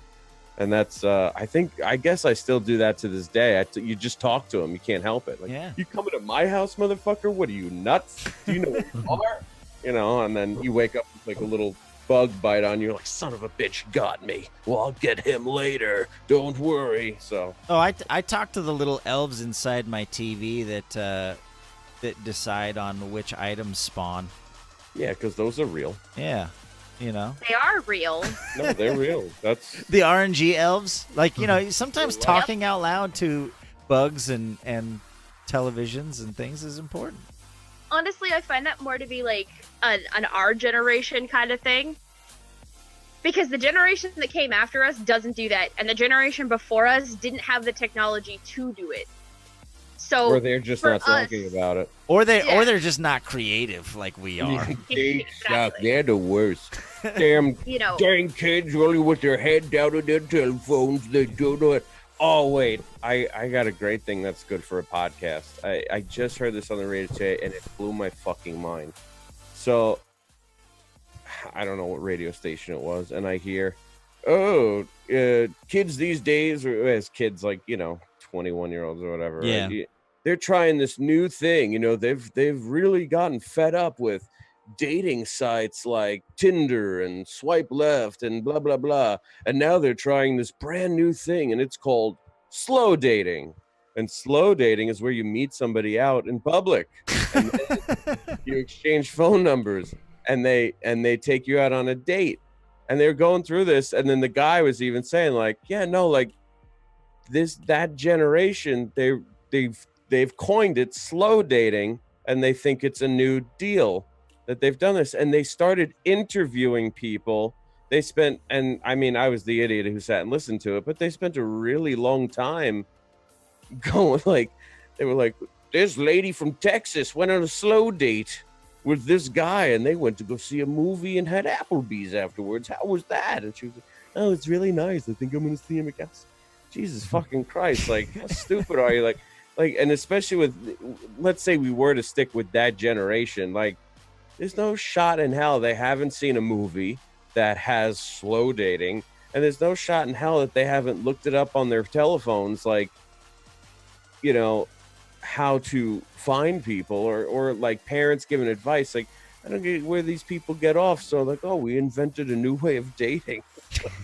What the fuck?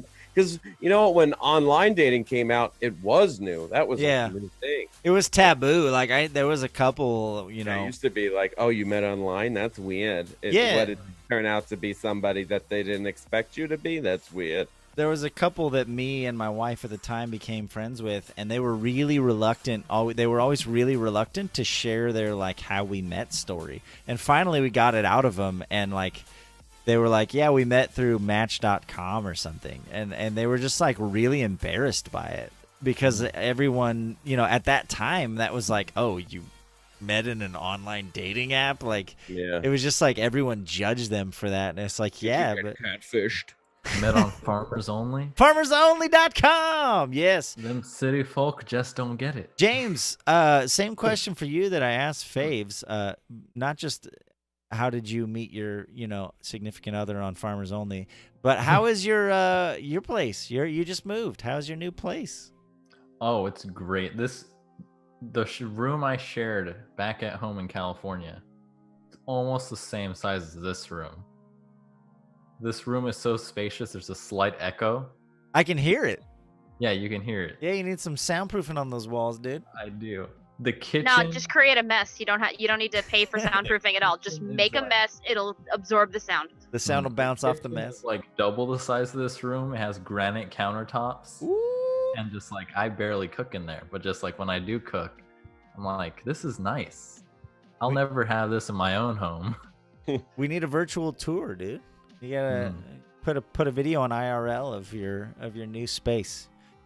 Mm-hmm. So, but you said there's no Ethernet connection in there, right? So there's none, and there's two. Are you on Wi-Fi right now? I am, dude. It's been pretty consistent. Mm-hmm. We haven't had any, like, you haven't dropped off or blipped or anything. Yeah, my roommate, he has a three band router, so like the Wi-Fi in here is really good. Nice. Good. Maybe we'll see some more streams from James 28 in the near future.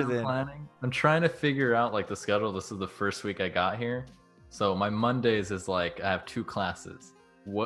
Tuesday 3 classes. Wednesday today, so I have no classes today. Thursday I have 4, and then Friday is 1. But I'm done by 3 each of those days. So there you go. You got some evenings. I think I can pull it off. Yeah, no, or you do all your homework on those other nights so that Wednesday you can just start streaming in the morning and just go straight through like all day and then do the podcast at night. Just Wednesday is just stream all day. Possible. Well, Yeah, I'm gonna warn you, that's very exhausting. Nah, James knows. He's streamed before. Right? Right. Yeah, I've streamed before. It's if I'm really interested in the game, it's like effortless. Because I'm talking to chat, I'm playing the game, and then I'm like all of a sudden it's been like 6-7 hours, and I'm like, wait, what? Where's the time gone? I didn't even notice. Yeah. I did a 16-hour stream of League of Legends. It was intense. I did a 24-hour stream with Meshyf for our birthday. Yeah, with Meshyf. He came here.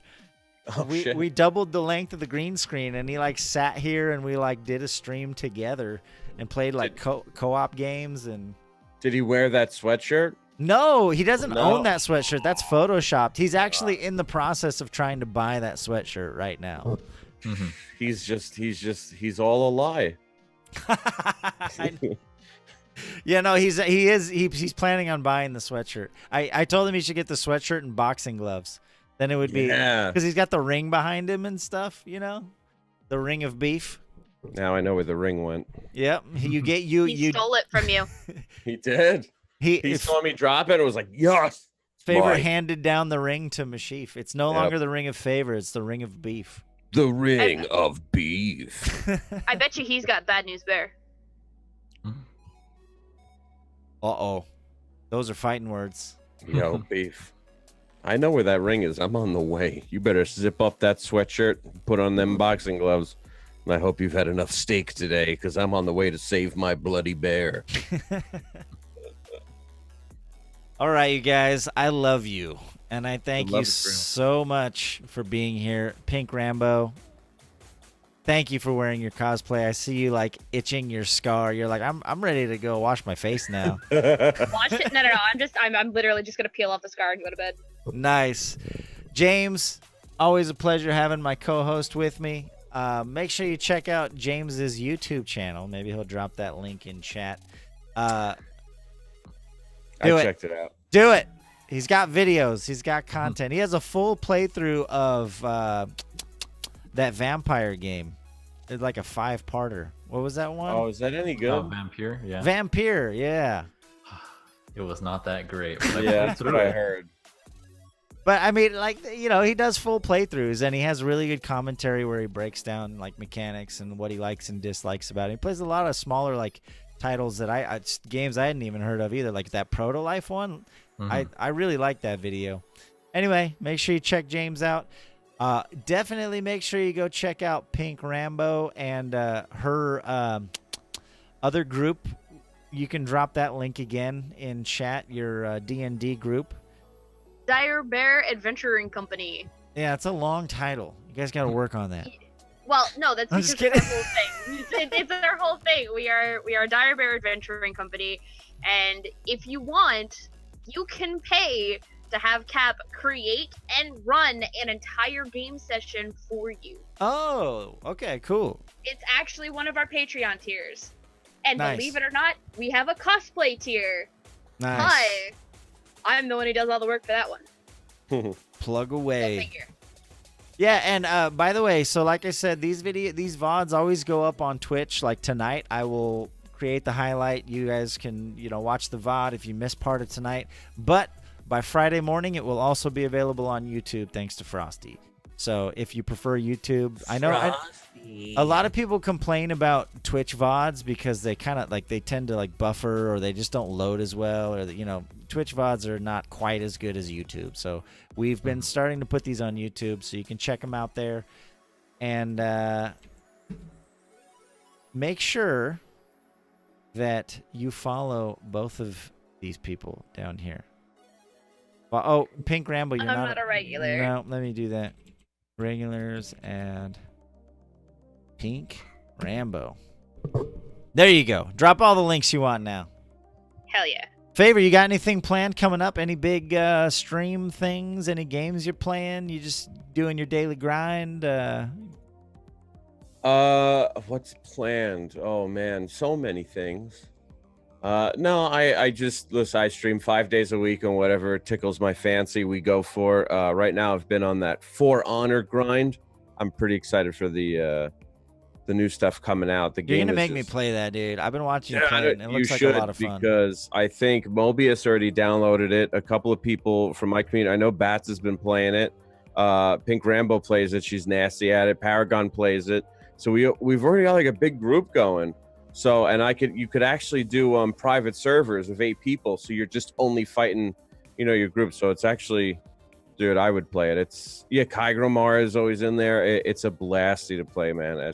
It's hard to learn, but once you get decent enough that you can control the character, you're confident to run into fights. But then it's going to take forever to master. But I mean, it feels fucking good when it does. So Yeah. I've been playing that a lot. And then Destiny 2's DLC, I'll probably jump on that for shits and gigs. We'll see how it goes. And then, I got this brand new PC. So I'm kind of just jumping into all the new PC stuff and seeing what I've missed out on in the past, being a console player my whole life and switching over to PC. And we've got some, I think in terms of events, I don't think anything too big is coming up. I mean, really the next big thing I'd say for my channel is the release of Sekiro, which is the new From Software game. because my channel's really been built up off of Dark Souls and Bloodborne, and I've kind of finally taken a step away from those games because I've played them into the ground. Yeah. So I need some time away from it. It's like I play those games and I just get miserable now, and it's not fun like it used to. But I get upset because I still miss the games. It's really the Souls. The whole thing with Dark Souls is just like this weird love-hate relationship, and I can't not play it. But like I also like I have to not play it right now. It's almost like it's like I feel like Dark Souls to me is like that girl that I dated that was like, man, what a fucking blast, but she was a psycho. Like, but I can't say no to her. Yeah, like you can't say no to her. Like anytime she like texts you, like come over, you're like, oh, I'm already on the way. But like the next day she's gonna burn all your clothes. It's a problem. So, but yeah, she's the kind of girl that you just keep sticking your dick in crazy. Exactly. If they tell you not to do it, I did it 10 times and more. Yep. So, and you can't stop because I can't stop. Is hell. Yeah, it's just it's a problem. You wake up and like you get a rash and yeah. Gotta go buy that cream again. No, I don't do the cream. Like I said, there's no lube, no cream. If you're gonna do it, you're gonna feel it. You gotta feel the consequences. You gotta write it out. Yeah, no, don't do the cream. You're just sticky. You kind of do like the at-home remedies where you just drink a shit ton of orange juice. Yeah, no, that's what this is for. Yeah, Pea Solid. Right. Yeah, Pea Solid takes care of that. Don't forget about stuff. Pea Solid. Pea Solid takes care of that stuff. All right, guys. Yeah, I mean, the name change was the big thing, and we're just gonna keep moving on, business as usual. Yeah, the name change is huge, man. I'm excited. Yeah. Maybe I'll stop accidentally calling you Ring now. On that note, have a great night. No, I can and will time you out of the channel, Jimmy. So for anyone she has the power in any channel, by the way. In any and all channels. Any and all channels. It's amazing. Anywhere. There's a reason the only emote I have as an affiliate is a banhammer. Yeah, that's right. Nice. Anywhere Favor goes, she will ban you. Favor, Paragon. The ultimate mod. I thought you were going to say the ultimate mom for a second. Favor, no, Wildling is mom. Oh, Wildling is mom. I'm going to put you on the spot, Favor, since you fucking did it to me on stream, live, in front of how many people? It was a lot of people. It's a couple of hundred. Favor, who's your favorite mod? Oh, it's PinkRambo. Meanwhile, you've got Bats and Frosty in chat. Frosty, who's going to be clipping all this together later. Yeah, but it's fine because they know that they're not my favorite mods. They're my favorite sex partners. Yeah. Ooh, fair enough. Yeah, we were playing. See how quick I answered? That's how you should have answered when I put you on the spot. I couldn't do it. we were playing Diablo 3, and they both just put me on the spot because I mod for both of them. And they're like, "So who's your favorite streamer?" And I'm like, "Fuck." But she did say me. I did wind up saying that Favor was my favorite streamer because Paragon was my favorite YouTuber. Yes, it was a cop out, but Paragon didn't talk to her for like a week. Wow. There's some rivalry going on here. I like that Favor's like pitted all of his mods against each other. When is Rage in the Cage? When are you gonna throw them all dude, the ring? Hell in a Cell. 3 weeks away. He gets it from Paragon too, because Paragon does the same shit. We know what we're doing. Yeah. I want to see. Bust my ass for both. We need to have a mod tournament. We need a bloodbath. I'll throw mine in the ring too, even though James is the only one that shows up. Oh. Just kidding. Ninja's here. Just kidding. I love you, Ninja. The truth comes out. Immediately, all the mods just come out. Yeah, all Lareep's here too. Lareep actually showed up too, so I shouldn't talk shit. And I think recently I made Frost a mod too, but that's mostly he's my content guy. So I felt like I had, it's just like made sense. It was the next step. So Favor, I'm gonna steal all your mods. It's all right. Some of them don't show up either. So. All right. Well, hopefully you guys have gotten a good experience out of this. Hopefully you guys plugged yourselves plenty, because today is all about our guests. I want to make sure you guys get to know Favor and PinkRambo. Go give them a follow. Go check out their Twitters. Go check out the cosplays. PinkRambo has a whole Facebook. I think she dropped the link. She's got a whole Facebook account just of all her cosplay stuff. So go check it out. She does commissions. Her group also does D&D campaigns, if that's something you're interested in. James, rocking that YouTube channel. And as for me, you're here. You're on my Twitch channel. You're watching my podcast. So thank you for being here. Please go check out the YouTube as well. I have the whole Twitter thing going on. If you like what you see, give me a follow. It feels good. Tickles. Makes me feel good inside when you do it. Oh, look at all. Say, oh, yeah, by the way, you share those links with your friends. If everyone's like, hey, check out this website. Those all redirect to my stream. So Oh, nice. my community. Most of those are courtesy of Swa Music and Meshyf. Bad idea. Meshyf likes to buy domains and point them at shit. So watch me pick my nose on stream.icu redirects to me. along with the other ones that I will not read out loud right now. Those are all URLs for my channel. And JimmyNavio.tv is not listed there, but that also points to me. So thank you guys. Have a good night, and we'll do a little outro, and we'll see if there's someone that we can go host or raid. So hopefully y'all stick around and drop some buckets. We'll do a Big Daddy raid or host on one of our DLC members or someone that we enjoy. So good night, and I love you all. Good night, love.